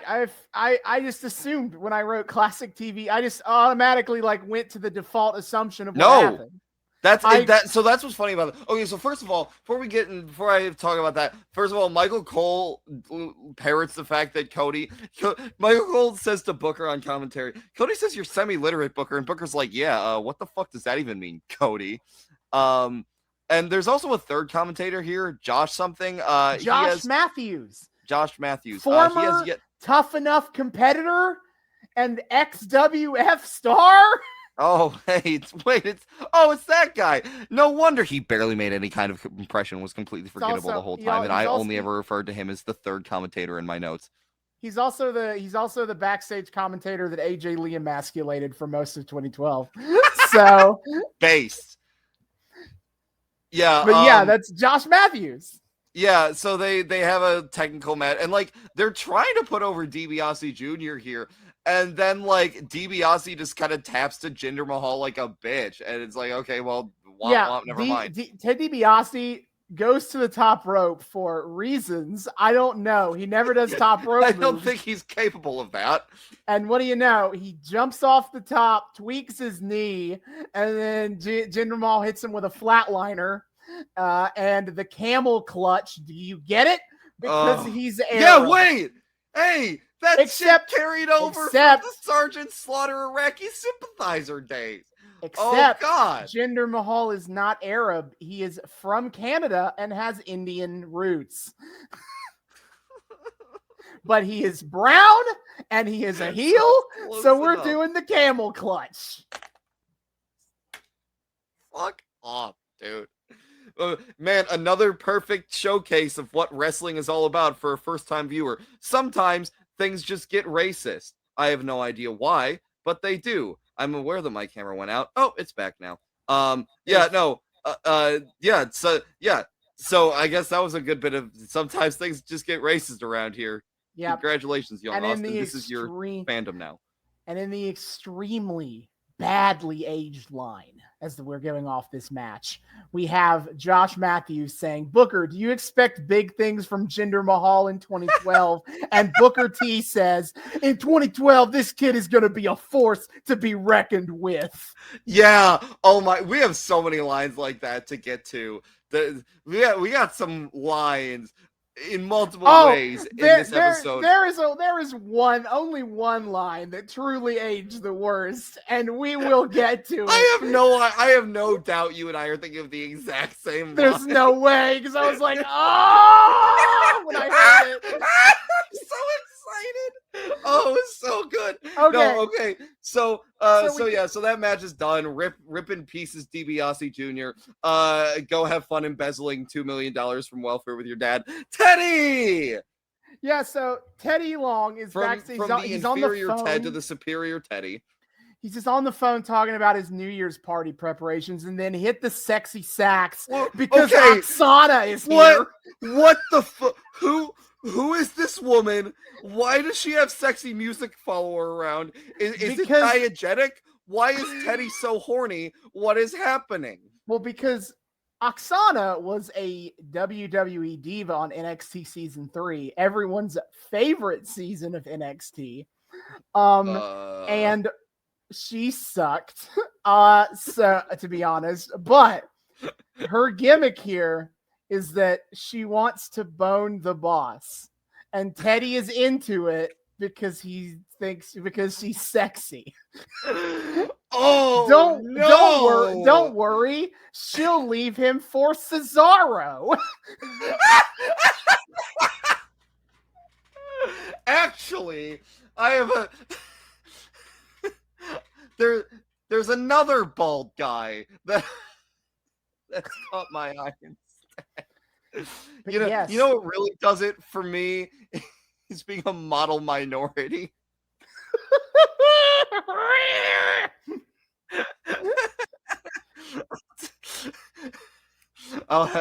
He can model my minority all night. That was awful. What the fuck was that? Yeah, okay, but here's the thing: the lights change in the room. They like turn blue, and then okay, so some guy shows up. I know who it is, but to my eyes adjusting, some guy shows up, and the lights immediately go back to normal, and which is hilarious in and of itself. As I put it, Drew McIntyre is a based cock blocker. Yeah, okay, so apparently this is Drew fucking McIntyre. Hell yeah, it is. He is baby. Drew McIntyre is out here being the poster boy for how much a beard ages you, because holy shit, he is baby here. I did not recognize him until Teddy Long said his name, and I was like, who did you just say that was? Yeah. Also, okay. I want to point out real quick, so this is Teddy's office, presumably. Yes, it is. Along the back wall, there are a bunch of different posters and images, and I just want to point out the great juxtaposition of, on one end of this wall is a poster for a Triple H star vehicle from the WWE studios, which I'm sure is a hoot. And I don't think it was the one where he's on the bus. No, it's not. It looked like him out in the wilderness. I don't know. There was someone else there with him too on the poster. I couldn't fully tell. Might have been the Miz. Anyway. And then all the way on the other end is just a smaller framed portrait of MLK for some reason. Is it because Teddy's black? Is that why? I don't pay attention to the WWE office decorations, so I don't know what you're talking about. So I can't answer. It's so why? Yeah, so on one hand it's Triple H and a WWE Studios joint, and the other hand it's MLK. Why are these two things on the same wall? We're in the peak era of Triple H could have been Thor in Marvel era, because he's trying to do movies. And wait, what? Was he angling for Thor? That's what he claims. I don't know how close that got or anything. But, you know. We could have been living in a reality where the rise of Chris Hemsworth's star was cock-blocked by Paul Levesque. Triple H got that golden shovel one more time and buries Chris Hemsworth's career. Oh my god. Holy fuck, that's so funny. Yeah, so anyway. He's doing WWE movies and becoming an action star. Oh yeah, and I'm sure he's great. So anyway, Teddy says to Drew McIntyre, basically, you need to go out there and get a dub because you cost me a lot of money, but you keep losing. Yeah, all right. Okay. All right. Twice on this show, I was like, the heels are right, actually. And this is one of them. Because Drew has done nothing wrong. And Teddy is just being a dick to him because of past discretions. That's it? Wait, that's it? Yes. Teddy, from what I remember here, and especially as a first-time viewer to this, Drew McIntyre has done nothing wrong. He just came back to SmackDown, and Teddy is like, hey, Play, I know we had problems before, but I'm willing to forgive. By the way, you're a jobber loser bitch, and you cost too much money, so you better start winning or I'm going to fire you. And Drew's like, wait, what the fuck?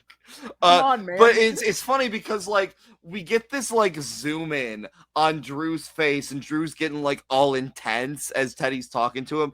And then, like, Teddy's done talking to him, and it suddenly zooms back out again. Drew's, like, happy-go-lucky again. Whoever's, like, in charge of coordinating this particular backstage segment between the like, lighting cues of the Oksana bit, the mise-en-scène of the posters behind Teddy Long, and this weird, like, intensely, like, this, like, pay attention to the cinematography character moment for Drew McIntyre. Whoever was working on this clearly, like, is trying to go somewhere, work for Steven Spielberg, win an Oscar for some art house shit. They clearly don't think they belong here, and they're trying to show everybody that they can do real art with their movie making, actually. And man, you tried.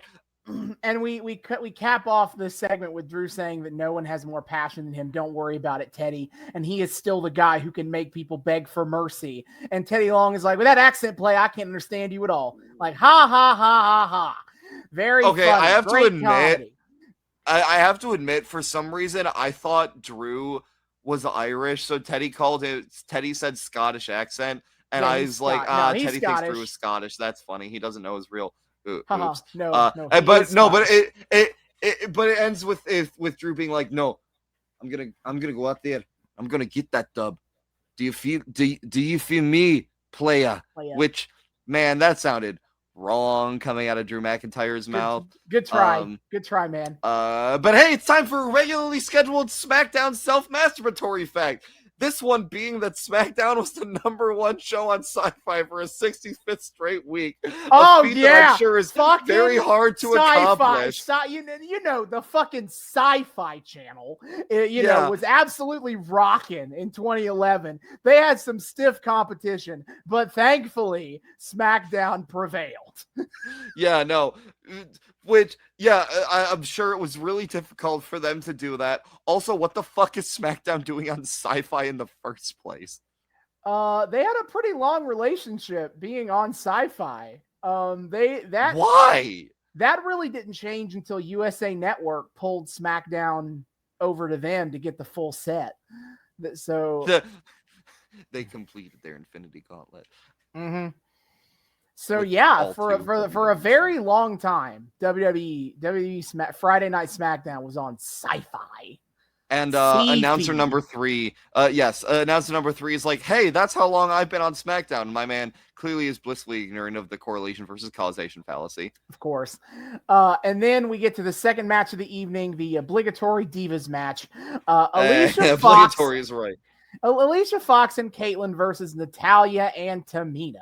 And we get a recap showing that 2 weeks ago, Alicia Fox faced Natalya and pulled her extensions out. What a dastardly thing to do. I missed that, but wait, is Alicia Fox the heel here? Yes. Oh, Alicia Fox is supposed to be the bad guy. Actually, you know what? I think Natalya might be the bad guy, and then she gets turned heel on. You're right. No, because Tamina's also a bad guy. But yeah. So Alicia Fox and Caitlyn come out. Booker gets horny over it, and somewhere Sharmell is going like, "What the fuck?" Oh yeah, I thought about writing down what the fuck he says when he talks about Alicia Fox, but I didn't feel like trying to piece the quote together.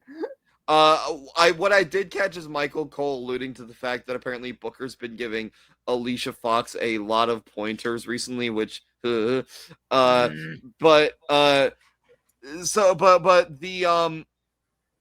the match starts and they're just kind of working back and forth like Tamina's the first one in, and I think Alicia's the first one in from her side. Yeah. And at one point, Cole calls something an attempted roll up, and Booker corrects him and is like, "That's actually an inside cradle." And Cole's like, "Bold of you to assume I actually know what the fuck I'm talking about. I'm not Jim Ross." My first note to make is when Tamina and Natalya do a tag and they start doing a double team move. This ref is like, "You gotta get out, Tamina. You get out." Like this man was taking his job super seriously tonight. There's another ref moment like that I caught in a different match. Yeah, so Tamina, what I learned, is the former daughter of Jimmy Snuka. Yeah, we haven't successfully canceled Jimmy Snuka yet, so we're still talking about that familial connection. Oh, I didn't think I didn't realize he was ever actually officially canceled. I thought the Barry job went over pretty well for Vince, all things considered. They, as at the end, like they ended up reopening that case, and and then what basically happened is the Snuka team was like, but you see, he is too mentally infirm to be able to testify, and then he died. So they were like, well, guess there's nothing we can do here.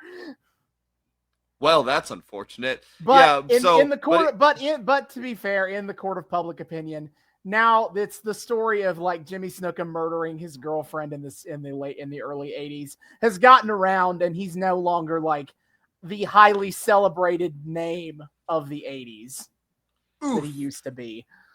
Probably for the best. But yeah, his daughter's here, and and her tag partner, of course, then is somebody with an equally important familial connection, the niece of Bret Hart, and nothing. Of course, that's it. Yeah, it's the daughter of Jimmy Snuka and the niece of Bret Hart. What a great tag team!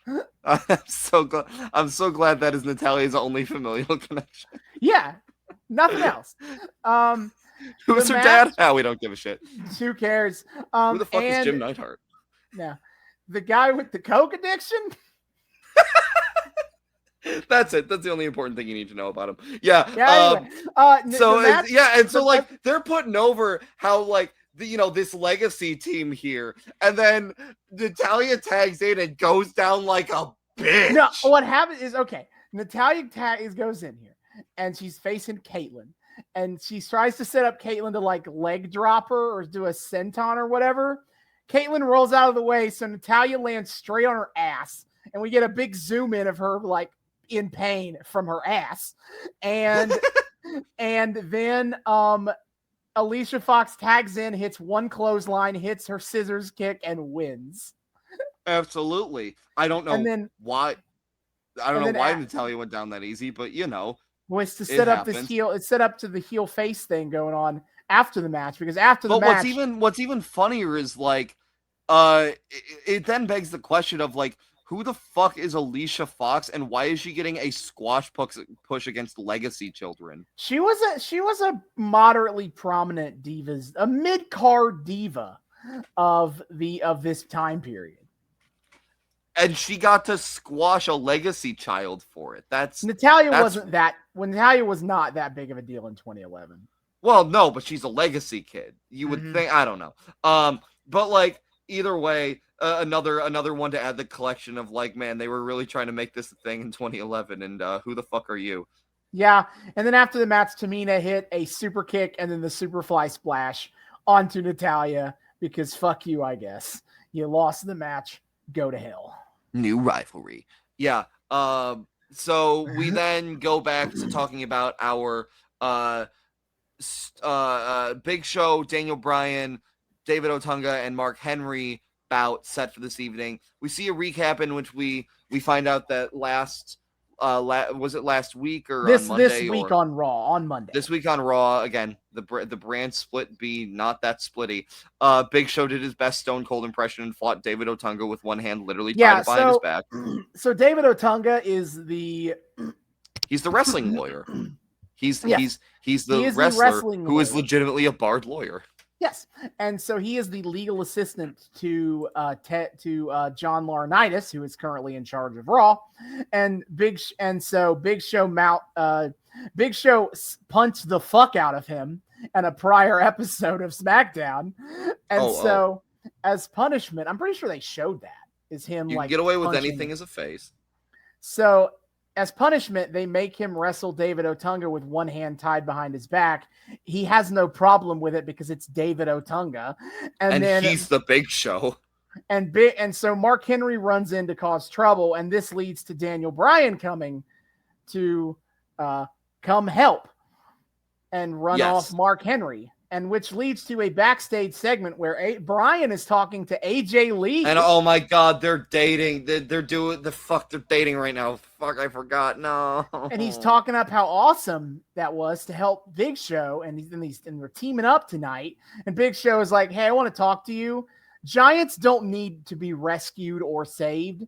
So fuck off. And Bryan's like, that's not how I saw it on Monday. And Bryan seemed really ecstatic to be tag partners with the Big Show tonight. Well, obviously, we're in the Beanie Show era. Who wouldn't want to be associated with that guy? He's cool. He has a beanie. This was my second instance of the heel is right, actually, moment of the night. Because, we faces? Are we all faces right now? Who's the bad guy? I think Bryan is becoming heel off of this story. How? What? Yes, I agree. Bryan comes off a bit cocky and smug, sure, but genuinely he helped Big Show when Big Show needed help, and Big Show is indignant and like, I don't have to thank you. Fuck you, man. I don't need your help. Yeah. We got some of the toxic masculinity going for Big Show here. He's just like, no, I am a strong, independent giant who don't need no Dan. Like, yeah, and then Teddy Long runs up to them and is like, hey, playa, Mark Henry is injured from Monday. He is not cleared to wrestle, so we have to call off that tag match. But Big Show, you will face the David Otunga one-on-one, but Mark Henry will be in David Otunga's corner. Yeah, okay, which is mind-bending. So I was praising earlier the fact that they did actually, announce most of the scheduled matches for this evening, but then they went in knowing that they were going to cancel the Mark Henry match and in favor of just doing Big Show Otunga 2, and they still announced it as the tag match, and then just announced the cancellation mid-show for some reason. Why? Hey, what was the purpose? Did they know the whole time why they ever announced it at all in the first place? What is happening? I have to at least appreciate that they made a story out of it and they didn't just not do it. I am very much used to Vince's WWE where they would announce matches and just not do them. So, Okay, well... At least they had a story, and Big Show is fuming, and Daniel Bryan snarks at him. I guess Giants do need saving after all. Good luck. Yeah, he's like, hey, I can help you with this. Just a reminder, friendly reminder, bye. And Big Show took that personally. And then we cut to the Royal Rumble ad of Santino Marella in a goofy fortune teller outfit, being like, what happened in the Royal Rumble? And it shows video of Santino winning the Royal Rumble at WrestleMania. Which honestly, I would love to see Santino win the Royal Rumble. That would be great. And then he accidentally drops the crystal ball and he's like, son of a gun. Man, The Santino comedy is so, like, bottom of the barrel, but Santino's such a fucking charming performer, I can't help but love it anyway. God damn it. Now, for our third match of the show, it's a good thing that we watched Lucha Underground last time, and so now David knows who this guy is. It's Justin Gabriel, the Cape Town Werewolf, versus Hunico. Oh, I completely forgot it was that guy because I just put him in my notes as some guy named Justin. Yeah, he's the Cape Town Werewolf, man. He hasn't learned how to beat up luchadors in a motel parking lot yet, so he's not cool. He seems very like dork.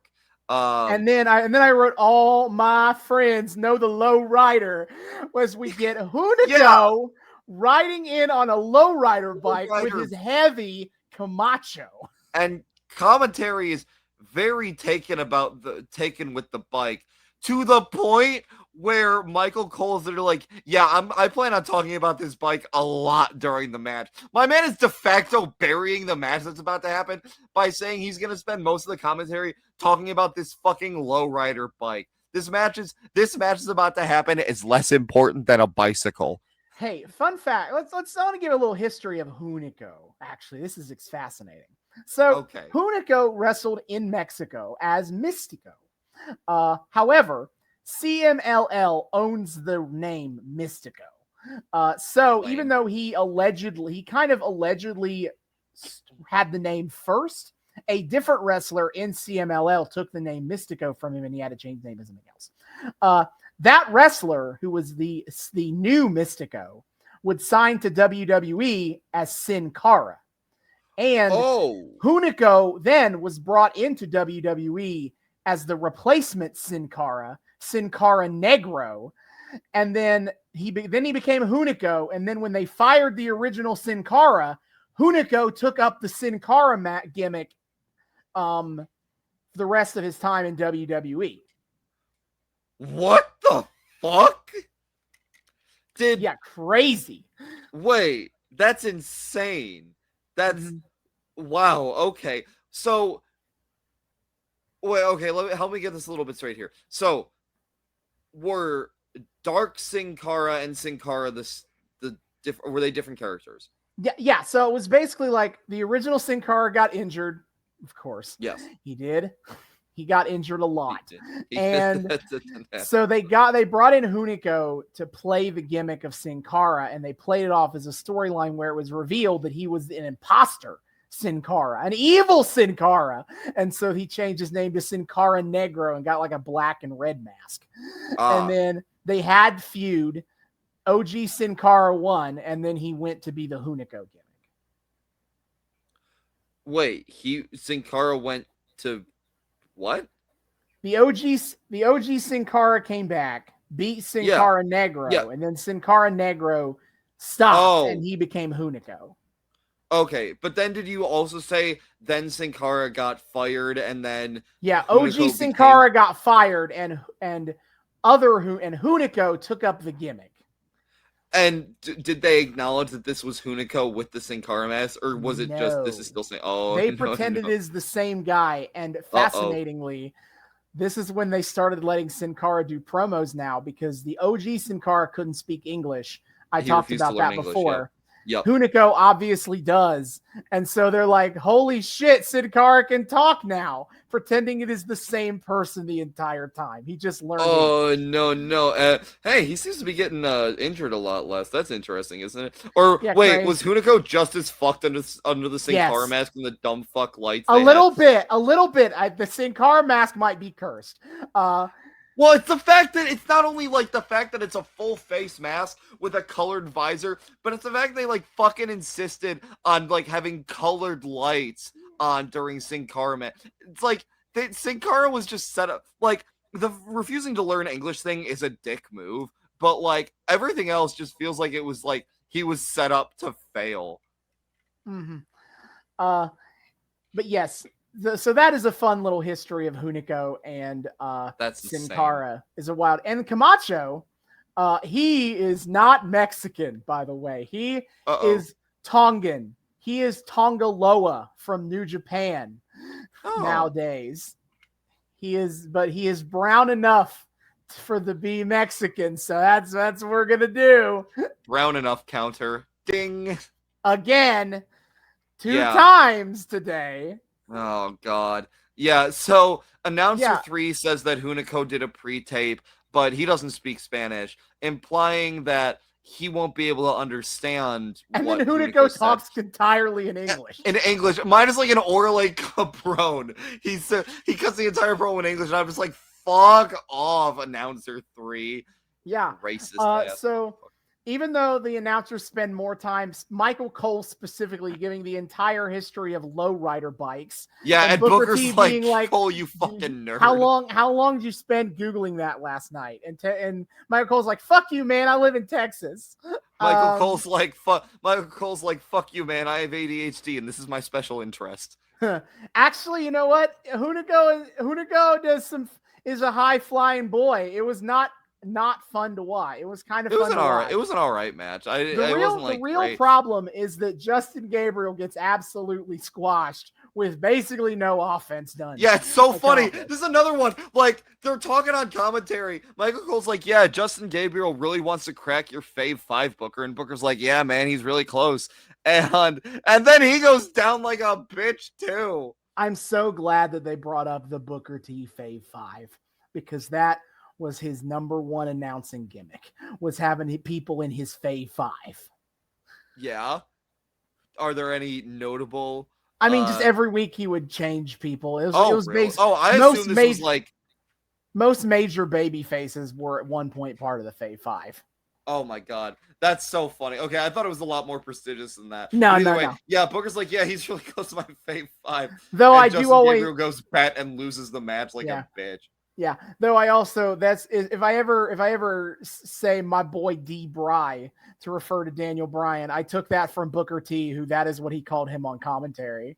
Daniel Bryan was a regular of the Fave 5. Aw, until he turned heel, and then fuck him. Yeah, and then he was face again and came back.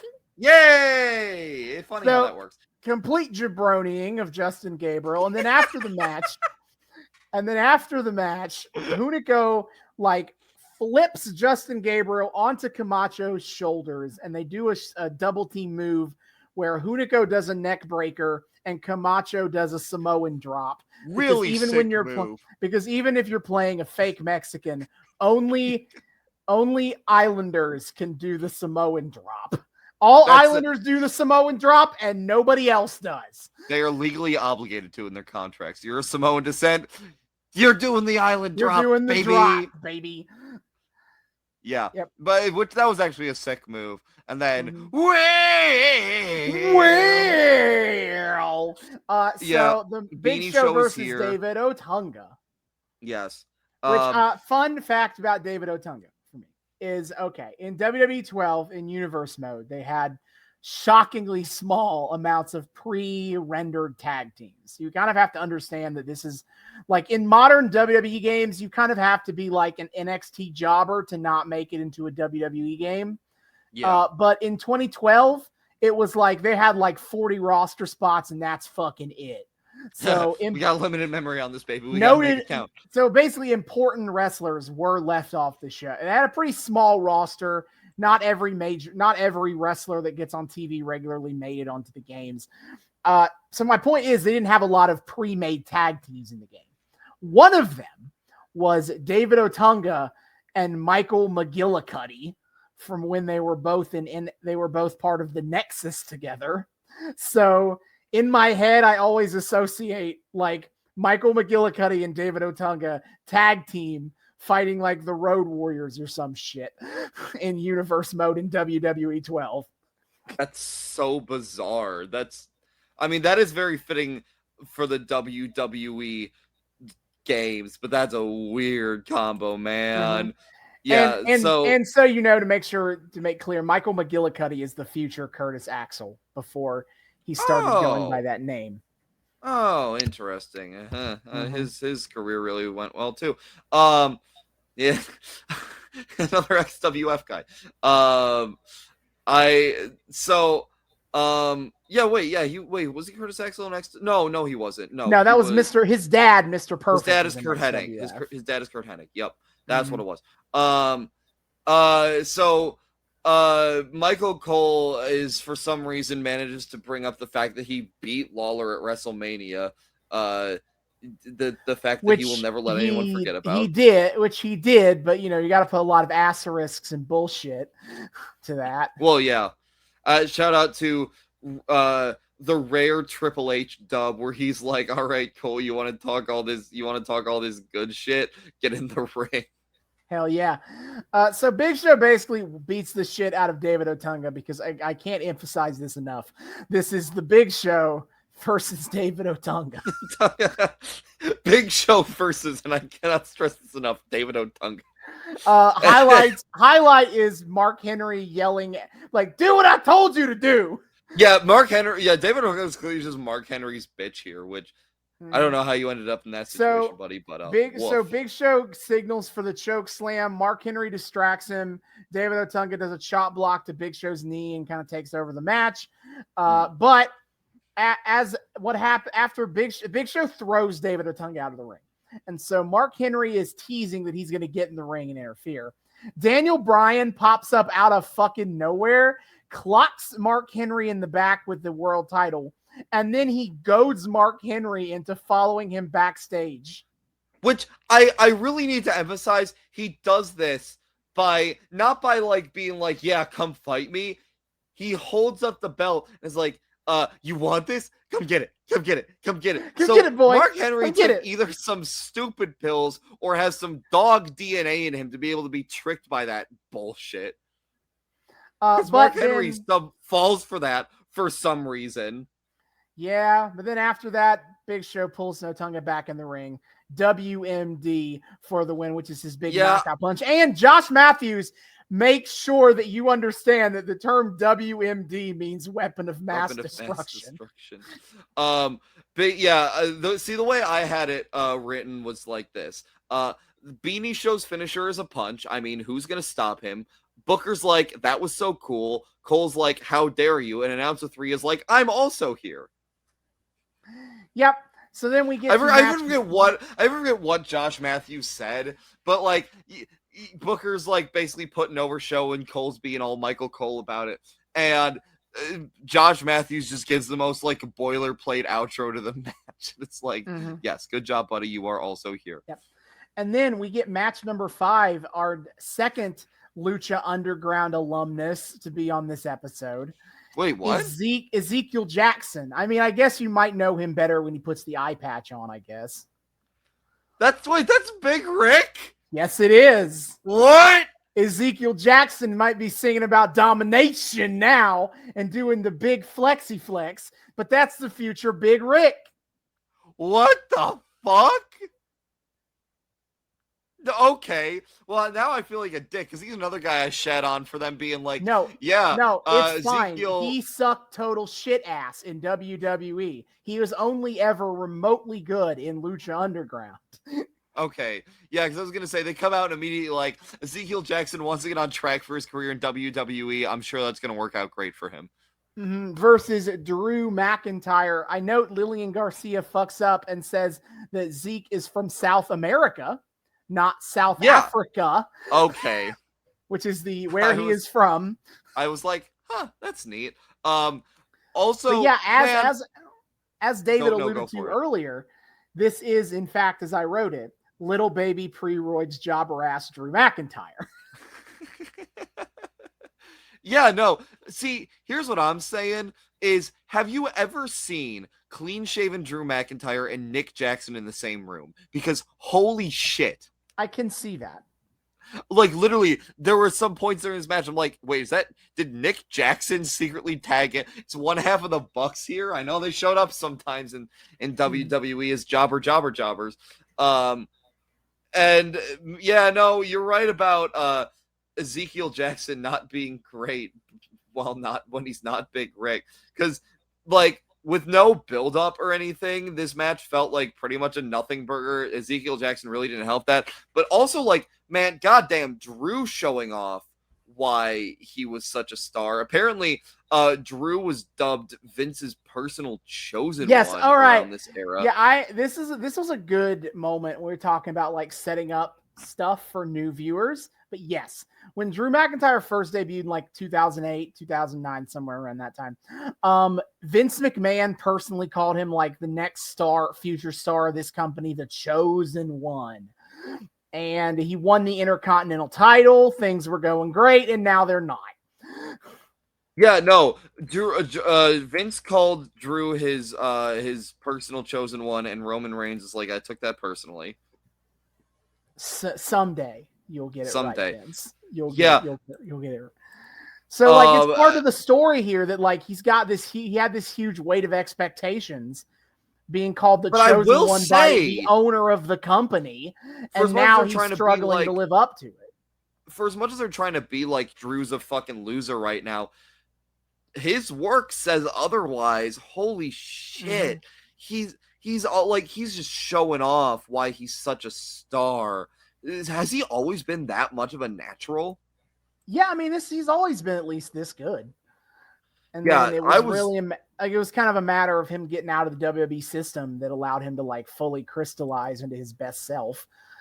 And now he's back, and he's amazing. Which I would like to again emphasize here that this like former gifted kid ass story of Drew McIntyre having all so of his expectations and then failing to meet them. Wait, what the fuck? Drew McIntyre is my new favorite wrestler. I would like to point out again, this whole storyline is happening to a heel. Drew McIntyre is supposed to be a heel, and you're supposed to boo him. I don't. Yeah, I don't. I think I have like one more note about that later. I definitely have a note about. I have a couple. So the match is mostly basic big man fighty fare because Ezekiel Jackson can't do much else. But the important stuff of the important ending of the match here is basically Drew pins Zeke, but Drew tries to like put his feet up on the ropes to help him win.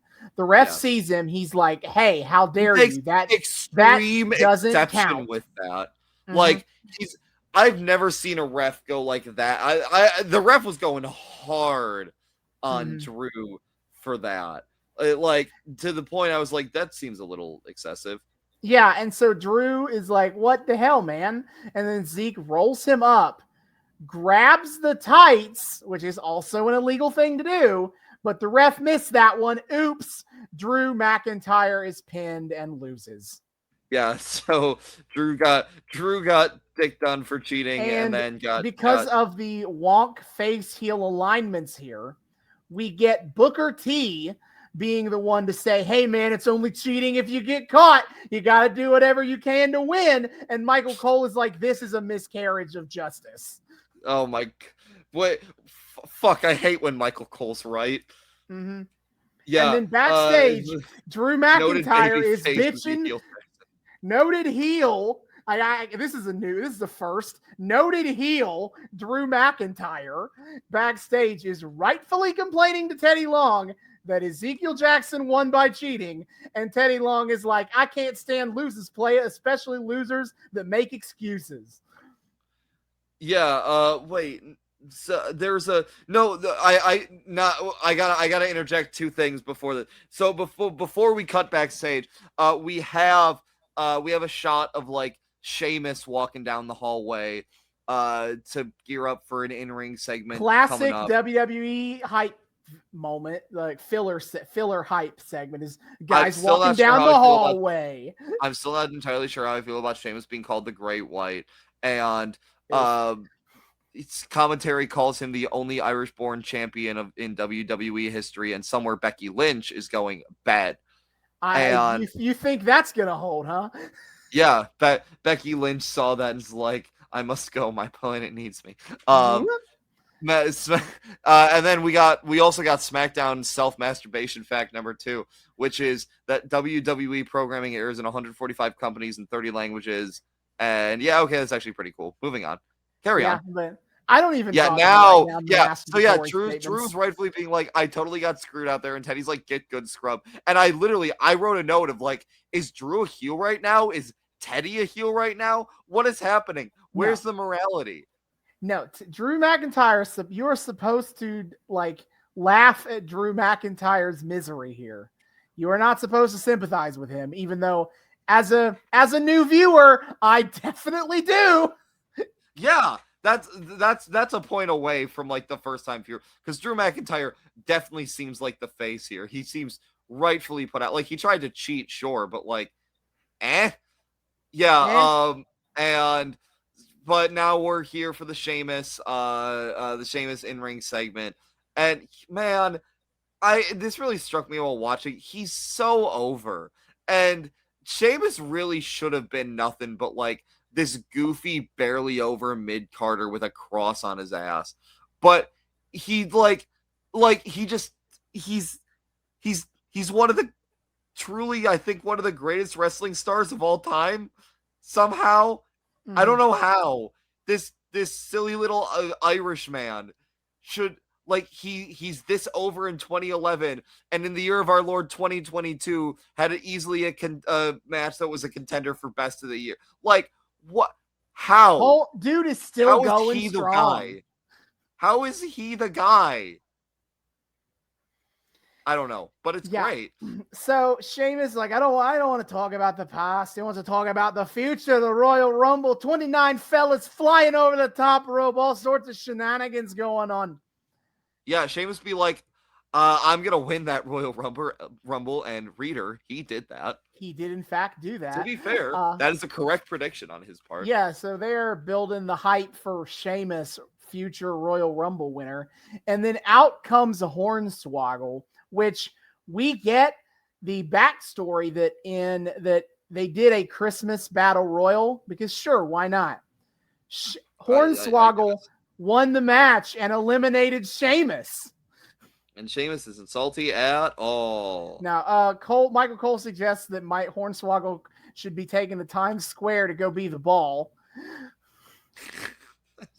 I took note. I noticed that, but I refused to give it the dignity of writing it down. I noticed it and gave it the dignity of writing it down. How dare you?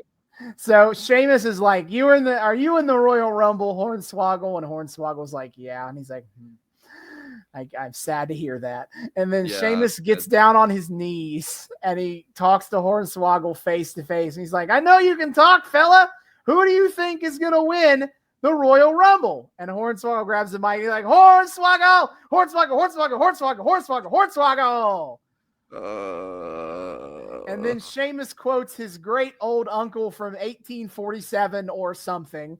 I did not get the exact. I didn't exactly get what he said here. My great uncle from. But he's like, fool me once, shame on you.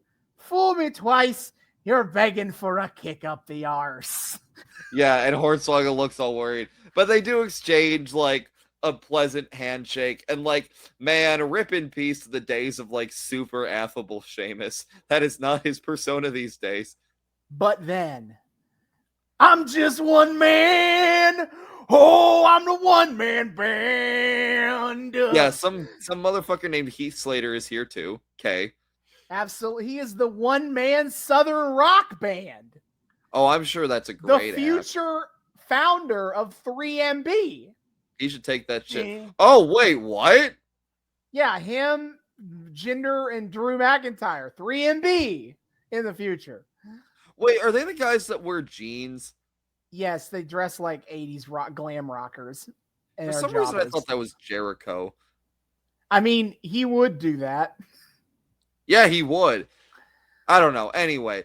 So, good old Slater comes out, and he's like,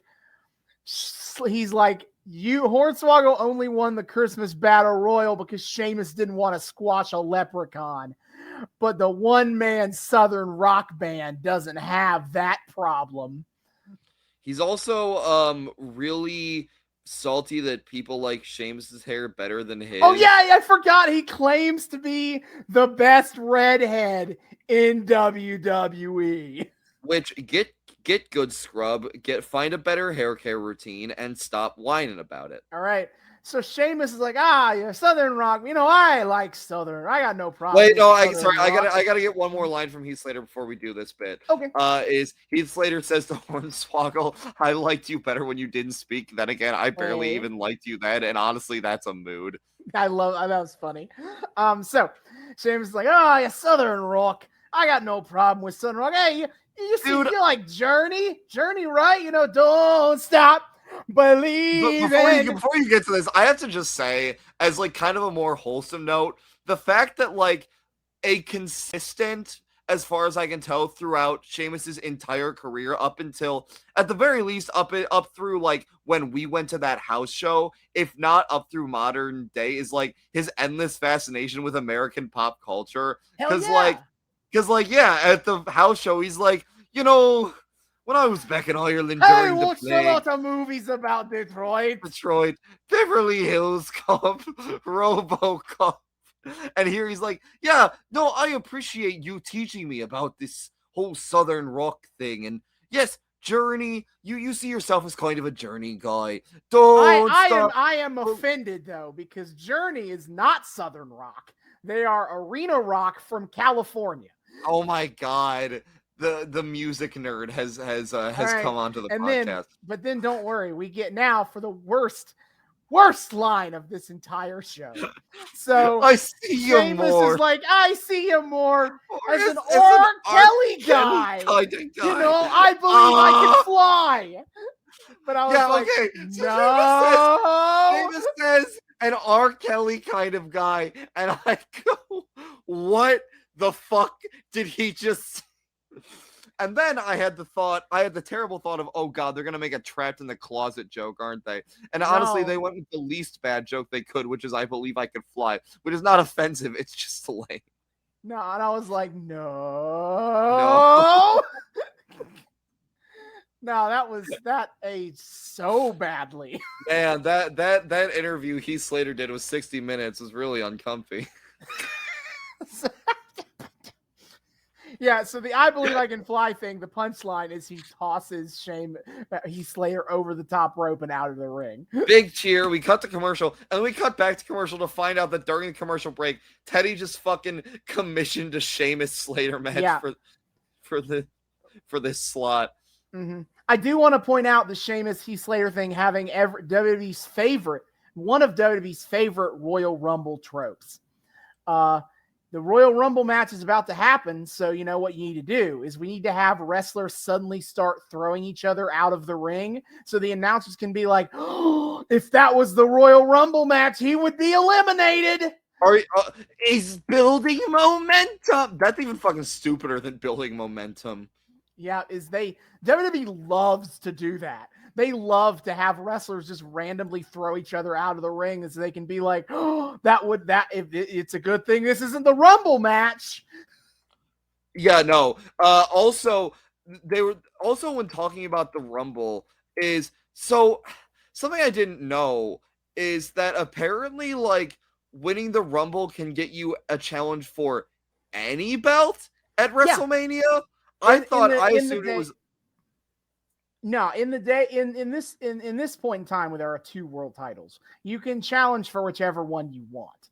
Usually the guys would just pick the belt they were currently on the show for, but not always. The big story, they did make a big plot. They've made plot lines out of that before. Probably the most significant was when Dave Bautista won in 2005. Triple H tried to push Batista to challenge JBL on Raw instead of challenging him on SmackDown because Evolution Bros, right? You're not going to fight me for my title. And Batista's like, yeah, actually, you're a piece of shit. I'm fighting you, Triple H. I'm picking you. But yeah, usually the idea of there's a choice is a thing when there are multiple titles to pick. That just makes me want to see this taken to its ridiculous extreme. Sheamus goes for the IC title. Randy Orton submits a one-man challenge for the tag titles. John Cena makes a valiant but ultimately unsuccessful bid for the Divas title. There's so many options. There's nothing that says they can't. Exactly. When ECW was a thing, they were talked about how theoretically someone could challenge for the ECW title at WrestleMania. To which then everyone laughed at the thought. Everyone's like, "What? Why? Why would you desecrate the ECW title like that?" Yeah, Sheamus wins. Wow, no way. Yeah, I didn't bother to write any notes about this match. It was dumb. longer than I thought it would be, considering. But Sheamus hits the bro kick and wins. Goodbye. Oofa-doof. So we cut backstage. Daniel Bryan is talking himself up to Teddy about how he saved the Big Show. And Show walks in and is still pissed and a little piss baby about needing Daniel's help for anything. And Daniel was like, Daniel's like, I'm also annoyed. I would just like to hear one thank you from you. And Big Show can't even give him that. Noted babyface. Big Show's Big Show can't the even dick give here. him that. He's objectively the dick here. Mm-hmm. And Teddy Long is like, hey, players, how about you save this for next week? Because you see, on Raw, they're hyping up CM Punk versus Dolph Ziggler for the WWE title. So I got to compete with that. So next week, it's going to be Daniel Bryan versus the Big Show for the World Heavyweight title. And Big Show laughs like a maniac at the thought, as if this is some great retribution on Daniel. Well, yes, checks notes, big, helping Big Show. It's simple math. And Daniel Bryan shuts him down. He's like, well, no matter what happens, at least I can say my reign lasted longer than 45 seconds. Yeah, Daniel Bryan says that Big Show has champion aisle dysfunction and then walks off, and Big Show gets really mad about it. But yeah, noted baby faces and noted heels aplenty tonight. Absolutely. There's nothing I love more as a baby face than refusing justified help from people and then refusing to thank them for the help that they gave me, even though I was being a dick about it. Yeah, I mean, Daniel Bryan very soon is going to become a super dick. Basically, this next match with the Big Show starts a series of matches between them where Daniel Bryan keeps finding more and more underhanded ways to keep the title. Yeah, that sounds about right. So, any hopes of Daniel Bryan being in the right here, that it ends on this episode. I'm enjoying it while I can, all right? I am also enjoying it because I'm like, what the fuck, man? It's nice to see Daniel Bryan not in his most obnoxious form sometimes, man. Yep. So now we get our main event. Randy Orton versus Wade Barrett. Which, so I guess they already did, a stealth Falls Count Anywhere match between the two of them last week, so this seems, excessive. I didn't know. They managed to end up in a fucking parking garage where, they were attacking each other with various weapons. I think, Orton sprayed Barrett with, some kind of fucking fire hose or something. So, they did one match already where shit, brawled to way outside. So they're just why it's so good, I think we'll have it a second time. Sure. And it was at this point that I kind of really processed the fact that the thumbnail for this episode was Randy Orton and Wade Barrett on an elevator security. I wish that hadn't been from an advertising perspective and a thumbnail, an exciting eye-catching thumbnail. I do get it, but I wish that hadn't been it. Nah, I feel like it still doesn't ruin the surprises that this one holds. I wrote in my notes, because of the security cam thing, this shit's about to get unhinged. I had no idea. Oh, it will, all right. Also, I looked at the timer. I looked at I also noticed the timer. There's only 10 minutes we have on this match. Less than 15 minutes for this. This shit's about to run at a crack. And I said I had a journey with this. I wrote, this shit's about to run at a crackhead pace. Something I noticed when they were announcing the card for next week before the main event started was everyone in their photos for match card promos looks really happy and personable. It's all headshots of them or mid shots of them smiling affably, all the wrestlers. It's Big Show's got a big grin on his face, DB's got a big grin. That feels weird, a little wrong. They're just so happy to be here, David. I guess, yeah. Well, Teddy Long. Maybe that's the reason everyone else in all other wrestling like promotional pictures looks so mad is because their brand is not being managed by Teddy Long. Could be. Also, what going back to the website one more time. Apparently, the WWE locker room, like they encourage you to go over to the website for the main event. Because apparently the WWE locker room live tweets SmackDown main events on like the social section of the WWE website. Oh yeah, dude. Absolutely I'm sure you're really going to be sharing phenomenal. I'm sure you're going to be sharing a reply thread with Nikki Bella for this main event. I have no doubt. Couldn't just go on Twitter yourself to read their live tweeting. No. Go to the WWE website. You could talk to at Real John Cena 69 about how well Orton's doing in this main event. Now you got that wrong. It's XX Real John Cena 69 XX. True. See, all that just did is give me flashback images to the thing from WCW Hog Wild of the Steiners typing like cavemen on laptops. Hey, all right. Real gamer chuds say you wouldn't survive a day in the Modern Warfare 2 lobbies. I would like to counter that you wouldn't survive a day in the WWE.com lobbies. Oh my God. Are you kidding me? Those marks will eviscerate you. Get out of there while you still have a chance. God. Okay, anyway, in all seriousness, once again, we get a like on commentary good recap for like a baby viewer as to why this is so personal. Like, I guess Barrett's just been fucking with Orton at every turn. Like, he messed up a match that was like a WrestleMania opportunity or something like that, like, or a title match shot, something like that. I think it was just a title match.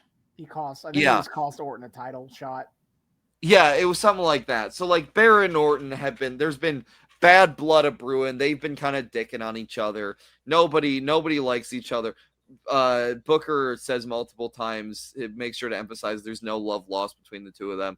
So like, again, good job like underscoring not only that this is personal, but there are like reasons that it's personal. Good on you for a first time baby viewer. And yeah, so I did have to have a note as this match started up that was just a straightforward, Jesus Christ, Randy Orton's a terrifying motherfucker. Like early on, he's just kind of like down on the ground and like kind of almost what feels like an evil Spider-Man pose. He absolutely got the assignment of like, I'm an evil snake man.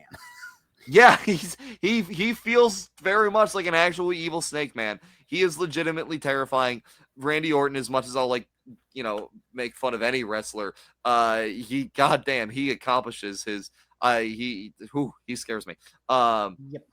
So yeah.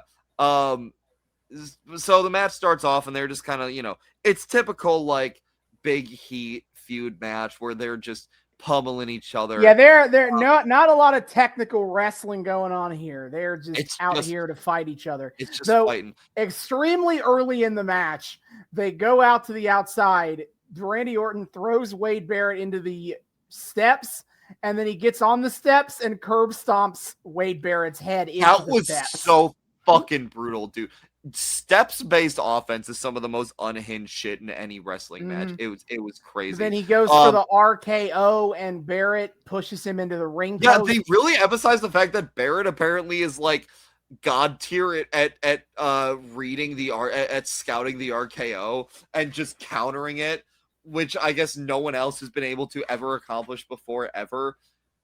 Man, when it comes out of nowhere, I don't know what you expect them to be able to do.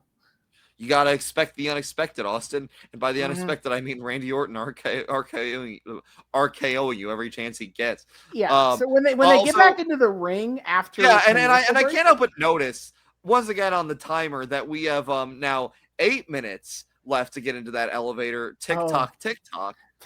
Okay. I only mentioned this because this is what I noticed in the crowd. Somebody has a sign that says, "I'd grin Barrett for Wade," and I'm like, "Ha!" That's cute. Barrett. I didn't fully notice that, but I did see some Wade signs. Also, I noticed something I really for the first time noticed Wade Barrett's haircut here. And I theorize, maybe Orton just really hates Barrett because Barrett can pull off young Randy's haircut without looking like early season Jim from The Office. Ooh, that could be it. I think that might be, because I just realized, like, Wade Barrett has, like, something really similar to, like, baby Randy Orton's, like, haircut, except it doesn't look like ass. It actually looks like fine. So maybe that's why Orton's just like, you pulled off what I never could. Yeah. So I was about to make a note about how they're doing such a good job of like it not feeling like a regular wrestling match, feeling like two guys hate each other, they're trying to punch each other to death. And as I'm about to type that, Headlock City, Wade Barrett gets in the headlock. You gotta get the headlock for. I feel like that's a signature move of his, though, right? No, it's just it's some typical fucking rest hold bullshit. Oh, okay. Well, I was like, God damn it! That's funny. We gotta have the headlocks, Austin. Okay, nothing communicates deep nuclear heat more than a headlock. All right. So after they get out of it, and then he gets him in another headlock, and at that point in the match is when Josh Matthews pipes up, "This is a falls count anywhere fight." And I'm like, they're in the middle of the ring in a headlock right now. Josh Matthews once again proving this is the worst time to point that he is the most worthless person in this entire building right now. Yeah, so Orton gets back on the attack. He starts trying to hit his big moves. He hits the power slam. He goes to hit him in the DDT in the ropes, and Wade Barrett rolls out. And Orton is like, okay, I'm just going to follow you then. And he chucks Wade Barrett over the announce table and is at this point where the match is about to go nuts. Yeah, okay. No, so that's the thing. So, like, I noticed one more time the counter, and I'm like, we have 3.5 minutes left. Why are we still in the ring? What is... So Randy Orton he gets Wade... So he and Wade Barrett go to the outside. Randy Orton, like, chucks Wade Barrett over the announce table, and the ref gives Randy like the dopiest come on look ever. Like the ref's like Randy Orton does that, and the ref just looks at Randy Orton goes. So Randy Orton throws Wade Barrett over the barricade into the crowd. Yes, Randy Orton follows him. Like 3 minutes left. Yeah, so he follows him, and then Randy Orton throws Wade Barrett back towards the ring, and he knocks the referee out. So the match has no more referee. And Randy's got to look at his face like, well, that wasn't supposed to happen. And so they start fighting around the crowd, and they go backstage. They go backstage now. No more referee. They want to make sure to tell you that. In the hallway, they're fighting in the hallway. I wrote beat for beat because this is the important shit, not any of the stuff that happened in the ring. This is the important fun part. So Wade Barrett like slams Orton through a catering table in the back, and then as they're brawling I noticed while they were brawling in the hallway, they run into a cart, and the cart has in big letters backstage set on it. Oh man, the authenticity. Oh yeah. So they're running through the hallways. All the extras are like in the hallway running for their lives from these two violent men. And Barrett tries to escape into an elevator. Yeah, so but may I say, perfectly, it's not just Wade Barrett goes and presses the button on the elevator. It is this brawl for Hall continues down, and they get out in front of an elevator, and as they get out in front of the elevator door just opens, and a bunch of extras pour out of it, see what's going on, and just run. No, what happens is they were trying to stay in the elevator. Barrett gets in, and Orton just shucks out everyone else in the elevator, so he can still fight Barrett. Yeah, which the perfect timing of the elevator. It's hilarious to think about in kayfabe, but also IRL, that was perfectly timed. How did they pull that off? I assume that most of this fight was pre-taped. Like this part of the fight was a pre-tape instead of something they did live. Oh, so they could time it. That's Yeah, cool. that's what I would assume. So they get in But the we they elevator. get And we get again, the looking up elevator security cam. With 90 seconds left in the episode, what is happening? Bruh, they go at a fucking rapid pace for this, but it's sick as hell the whole time. Crackhead pace. I was right about crackhead pace. It just happened. It kicked in later than expected. Yeah.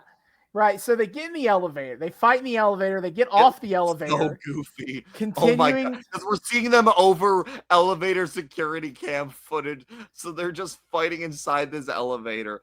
And I noticed this is there was no ambient crowd sound during the part where they're in the elevator. There was no ambient sound when they were in the elevator, as if we were actually watching in the cam. The only thing that could have made it more perfect is if they had like elevator music playing in the background. I wish a motherfucker would. Right. So they get off the elevator. 30 seconds. We have a minute left. What? There's still no ref. No other ref has showed up on the scene. There are no more refs.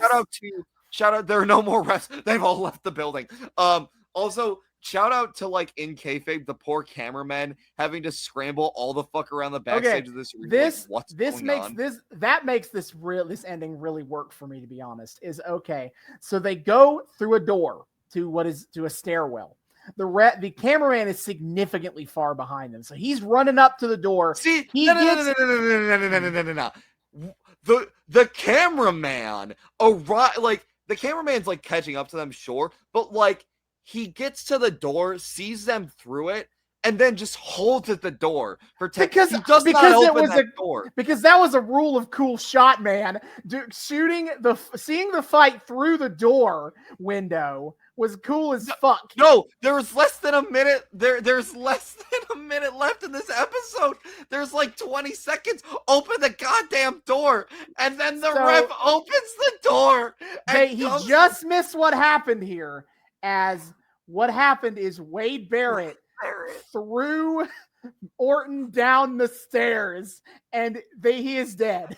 He is dead. He is sitting there like T-posing. Wade Barrett is standing at the top of the stairs. Randy Orton is crumpled at the bottom of the stairs, fucking dead. Wade Barrett sees the camera, is like, well, shit, and then just kind of like... And he needs to escape the scene of the crime, and just leaves the building, and that is how the show ends. We pan over to this shot of Randy Orton at the bottom of the stairs, and the camera just slowly, ominously zooms in on his crumpled body.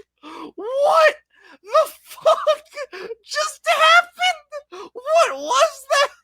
Absolute magic that got me hooked on watching this weekly forever is what happened. Yeah, what a perfect way to end that for a first time. It's insane, but also kind of perfect. That must have been addicting. It was. I was like, this is cool as hell. I am going to be watching again on Monday and on Friday. And like, I've seen no other wrestling episode go like that, where the main event match just kind of ends with one of the wrestlers dead, no real winner decided. Yeah, it's crazy. The match had no real winner. It was just like... You rolled the cosmic dice on this one so perfectly. I think I did, honestly. It was fate. This was always meant to be. Holy shit. So, yeah, this was your first ever episode of wrestling. And wow, that was a lot. Mm-hmm.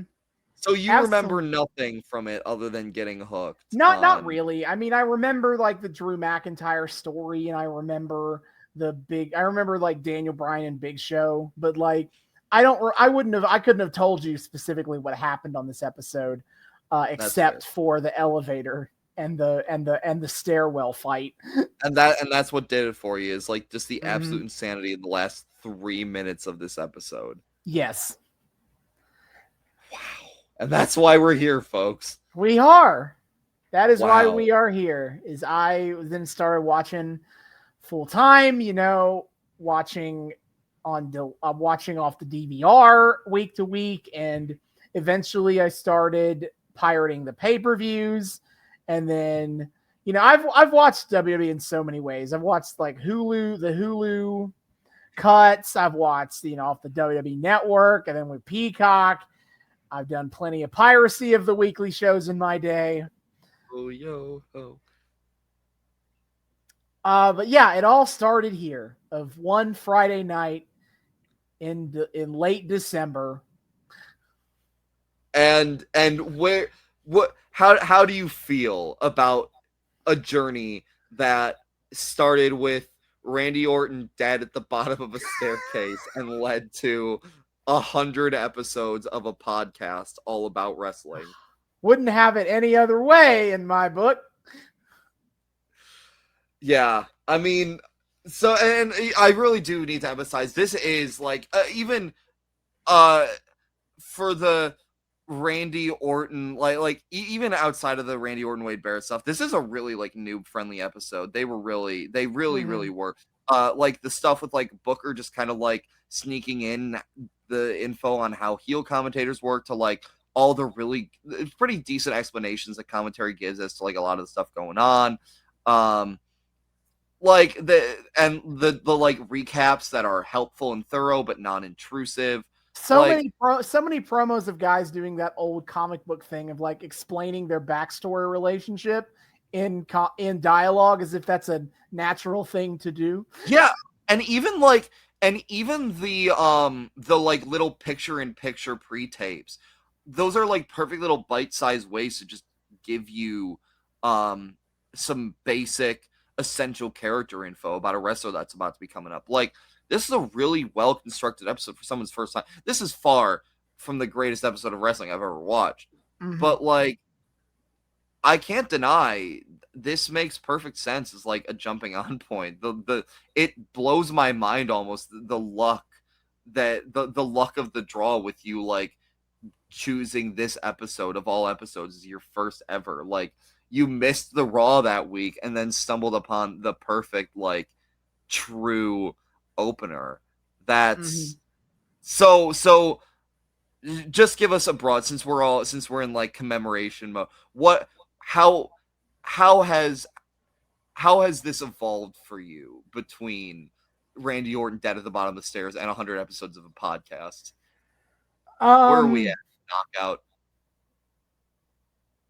What do you mean evolve? Like, what are you looking for here? You started off getting hooked with Randy Orton at like the bottom of a staircase, and now you are a proud, discerning knockout. Like, what?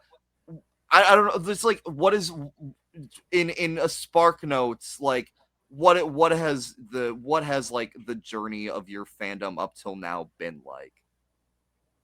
I mean, it was WWE only for a long time there. Yeah. I jokingly say fall of 2014 was my point of being like, oh, wrestling can be bad. That was a rough time for me watching. Yeah. That was highlights include the highlight is when Nikki Bella told Brie Bella, "I wish you died in the womb," and my roommate walked in at the exact point where she said that. Really fantastic stuff. Oh, amazing. I honestly did not make any real effort to like look into other wrestling stuff until Wrestle Kingdom in 2016. Yeah, that's right. Because that was my third year in college when that happened.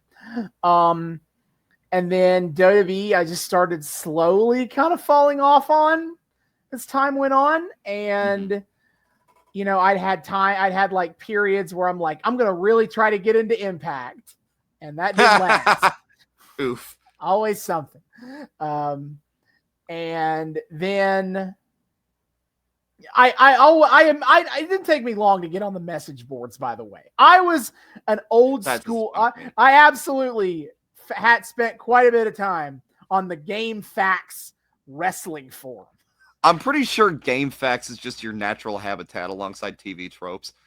It is in many ways. I made my subheader, like you could make like a message on the bottom of your thing. My message for a long time is I will not change this message until The Miz wins the WWE Championship again.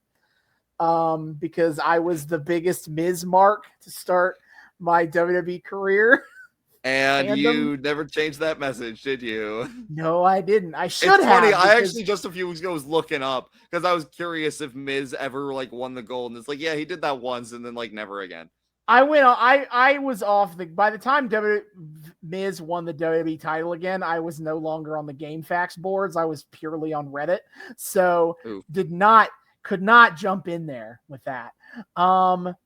But I was following NXT relatively early in that time. I remember YouTube comment sections talking about how the women's division could be so much better on Raw and SmackDown. And it's like they are in NXT, and we got this shit. Women's Revolution, baby. Once AEW came up, I mean, WWE was a combination of like the Saudi Arabia stuff pissed me off, a better understanding of who Vince McMahon is as a person, and honestly, just because the show stopped being as good. Once AEW started, I bought their first pay-per-view and have never looked back on them. Nice. They've been my primary show ever since, and now it's like I follow AEW, I follow Impact, and I follow WWE and kind of Japanese wrestling pretty casually, much more casually. But it's tough to find time to watch more than one or two wrestling shows in a week when I also have to watch wrestling for this podcast. Yeah, I know. It's tough. But no, it has been a wild journey of a lot of different things, of a lot of different times and eras in my life, but it's been a great one. So one more question for you then.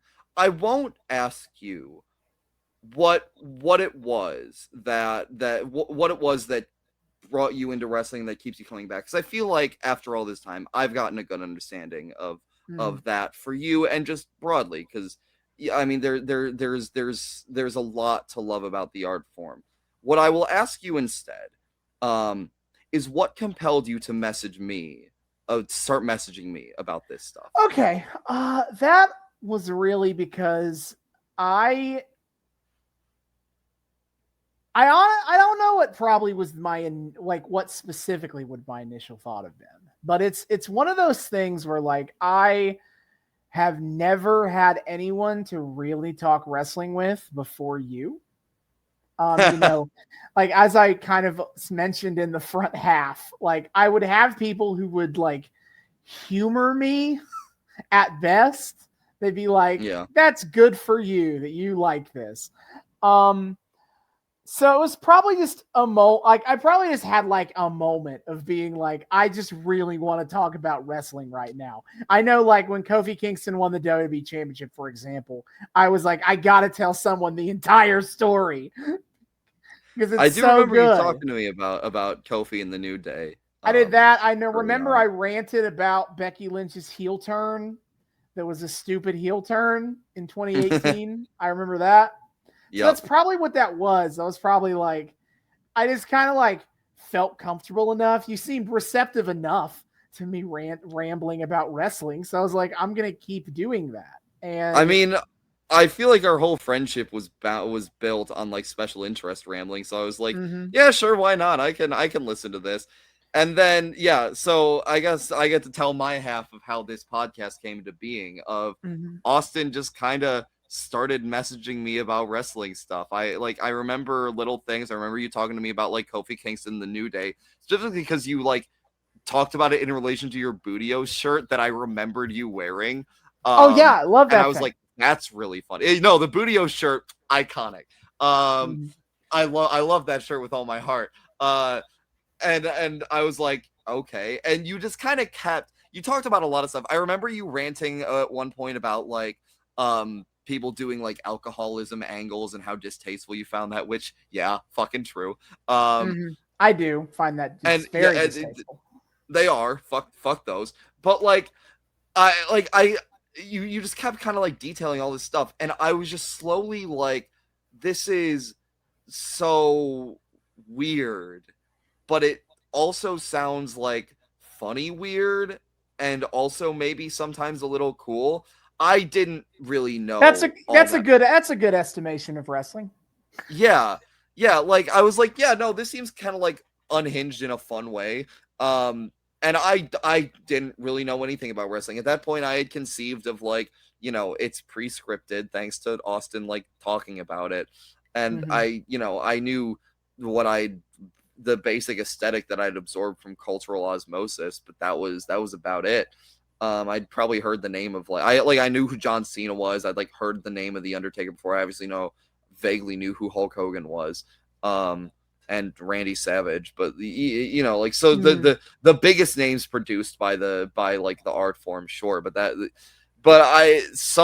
something in me was like, I don't even know what it was, a combination of things. Like, I think it was like I had listened to kind of like, I don't even know, because I don't think musical splaining was around at this point. I don't think I'd really listened to musicals with Cheese all that much. Something in me was just like, so what if we made a content of this? What if we did a content? Because I'm like, it's like, it was 2020. It's the pandemic. We made pandemic content. I've made some TikToks and those are fun. Content creation is fun enough.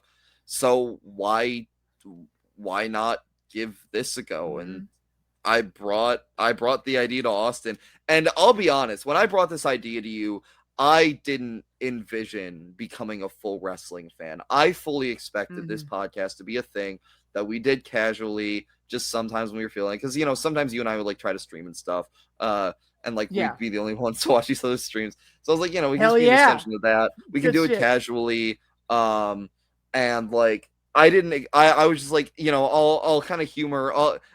I'll be honest, I was also of the I'll humor this mentality of like, you know, it seems to make Austin happy, and I'd like hanging out with Austin. Yeah. So I was like, you know, I'll enjoy it and I'll get a good laugh out of it, but you know, whatever. And then so we did our first episode, and I was like, oh, okay, there's something to this, and I'm actually like compelled a little bit. And just slowly but surely this kind of sunk its hooks into me. The wild, wacky world of wrestling, as I put it.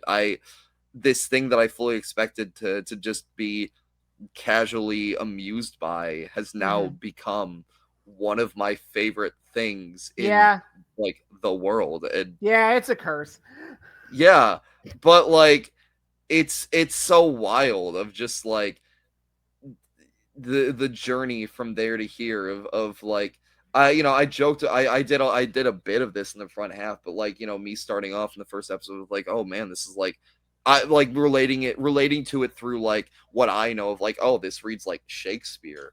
And nowadays I sit in my living room with my roommates, manically scissoring them whenever the Acclaimed comes on screen because I'm a fucking mark.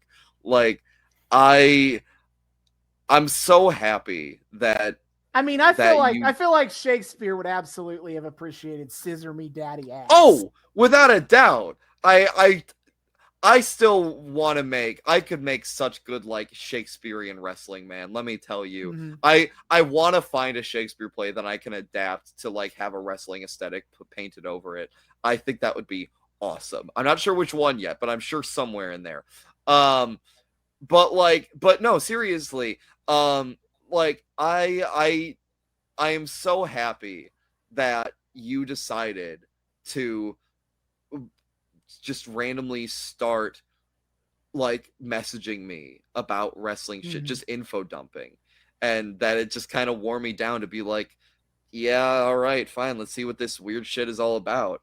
And I can't believe we're here 100 episodes later, and so much more to come.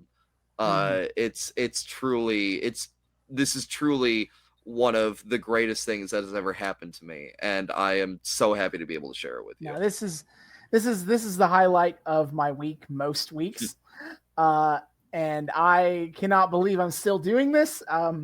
If you knew me, you'd know that I am very bad at keeping up with any particular artistic pursuits. Austin is the taskmaster of this show. Let me tell you, this man keeps me on schedule. Most of the time, when I start things, I just like do it and get it out of my system. Like I joke, but I have written fan fiction before, And I know you. I just abandoned it because I was like, okay, I've had my fan fiction moment. We're done. And like, I apparently keep David on task here, but if David was not here every week, I would have probably also given up on this, because part of my motivation to like make sure that like, God damn it, I am ready to go for this every single week is because like I got to be ready for David. That is the way this works. I got to be ready. I am now like, I would be letting someone else down if I fucked around and just dropped shit. So can't do that anymore. Hey, that's what motivated me to keep, to do everything in my power to, even when my life is at its craziest, try to find ways to make this happen. Cause I don't want to, I'm fucking you up if I disappear. So like, it's a symbiotic relationship we got going on here. Yeah. But no, I'm so proud of how far this show has come. We're still kind of a low res operation a little bit. We don't have a lot of listeners on the regular, but I would not trade this for the world. And I have every confidence that someday all the motherfuckers out there will realize just what good shit the Noobs and Knockouts podcast turns out, and it'll be Deadlock who no, I'm kidding. I'm sorry, Deadlock. We love you. I am a proud hog dipper. We don't got it. I am also nothing. A proud hog dipper. I've been dipping my hog a little bit too. I'm not gonna lie.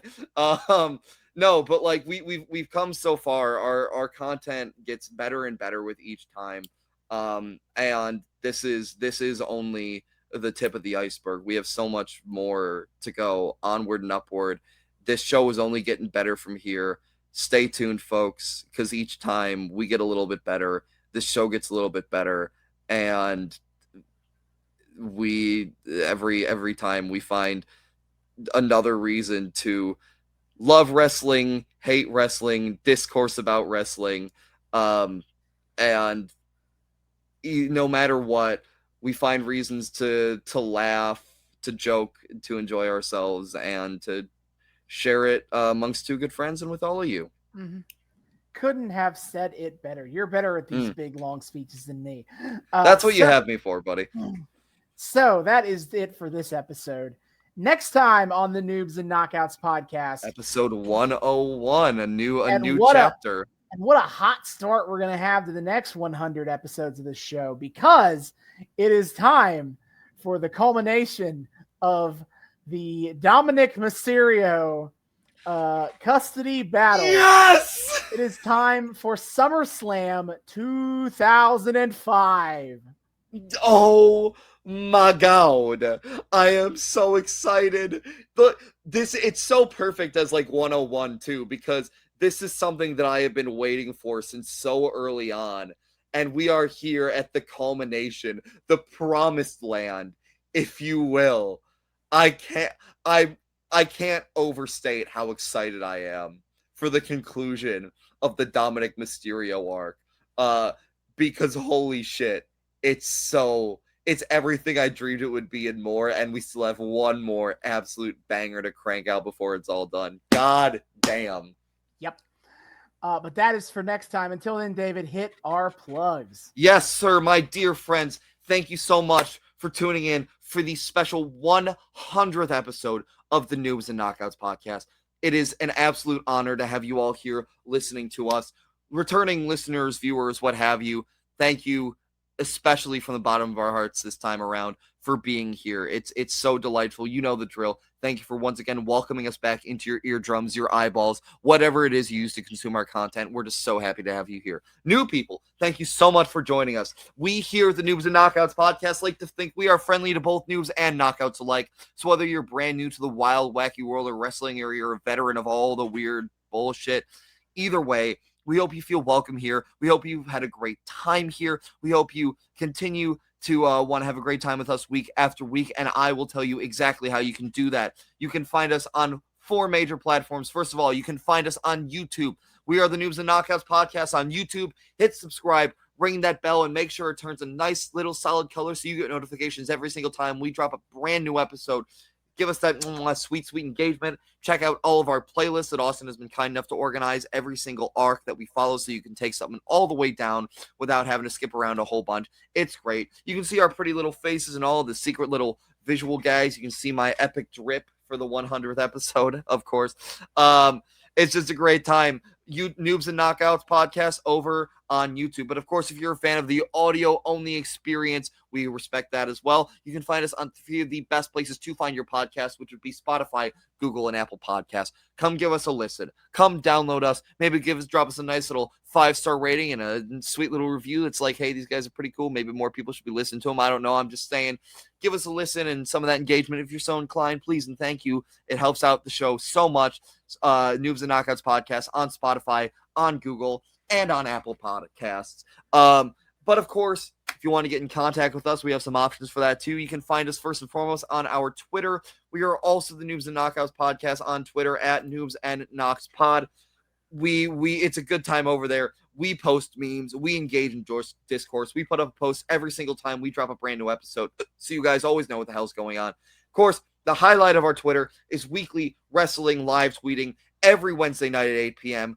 On TBS, we are watching AEW Dynamite. It's a good time. Austin has been doing that. Austin does that usually. I've been running it since for the past several months now. I'm sure Austin will come back in a few months himself. We'll probably share some of the responsibility of Reno because I've come to quite enjoy the tweeting on there. Mm-hmm. Also, whenever I'm able to make it and I'm feeling spicy, on Friday nights at 10 p.m. on TNT, we are, of course, watching AEW Rampage. It is the show that y'all been waiting on, and I'm tweeting all about that one too. But, of course, on top of that, Austin does always so diligently keep up with all the major promotions, pay-per-views. My friend, what is on the dock coming up? Yeah, so when this episode drops, we will have just passed the Royal Rumble. So I wonder who will win. After that, we get Elimination Chamber on February 18th, also known as No Escape in Germany. They even put that in the cute little Wikipedia page because in Germany, there is a little bit of an issue of the connotations of a term like elimination chamber. But so when we're not in Germany, I do enjoy eliminations. I do enjoy chambers again when we're not in Germany. So sounds like a good time. Yeah. So that's on February 18th. On March 5th, we have AEW Revolution coming up. And then on Impact Wrestling on April 16th coming up is Impact Rebellion. So we are at a perfect point in time where I just don't have any real matches to hype up or talk about for future events, but they're coming. Oh, they're chugging down that line. If you want to chug down that line and meet us at the finish line, you can of course do so on the Twitter. One more time, that's at Noobs and Knox Pod. It's a great time over on the Twitter. If you're a fan of this show, our voices carry over pretty well, I'd say. It's a great time. Just come chill with us. But of course, if you want to get in super direct contact with us, you can also email us. We are emailable at noobsandknockoutspod@gmail.com. That's noobs, the word, and knockoutspod@gmail.com. Come say hi to us there. Tell us what you think about the show. Request things that you want to see us cover on the show. Start discourse with us. Tell us how base and red-pilled our hot takes are, how stupid we are. I don't know.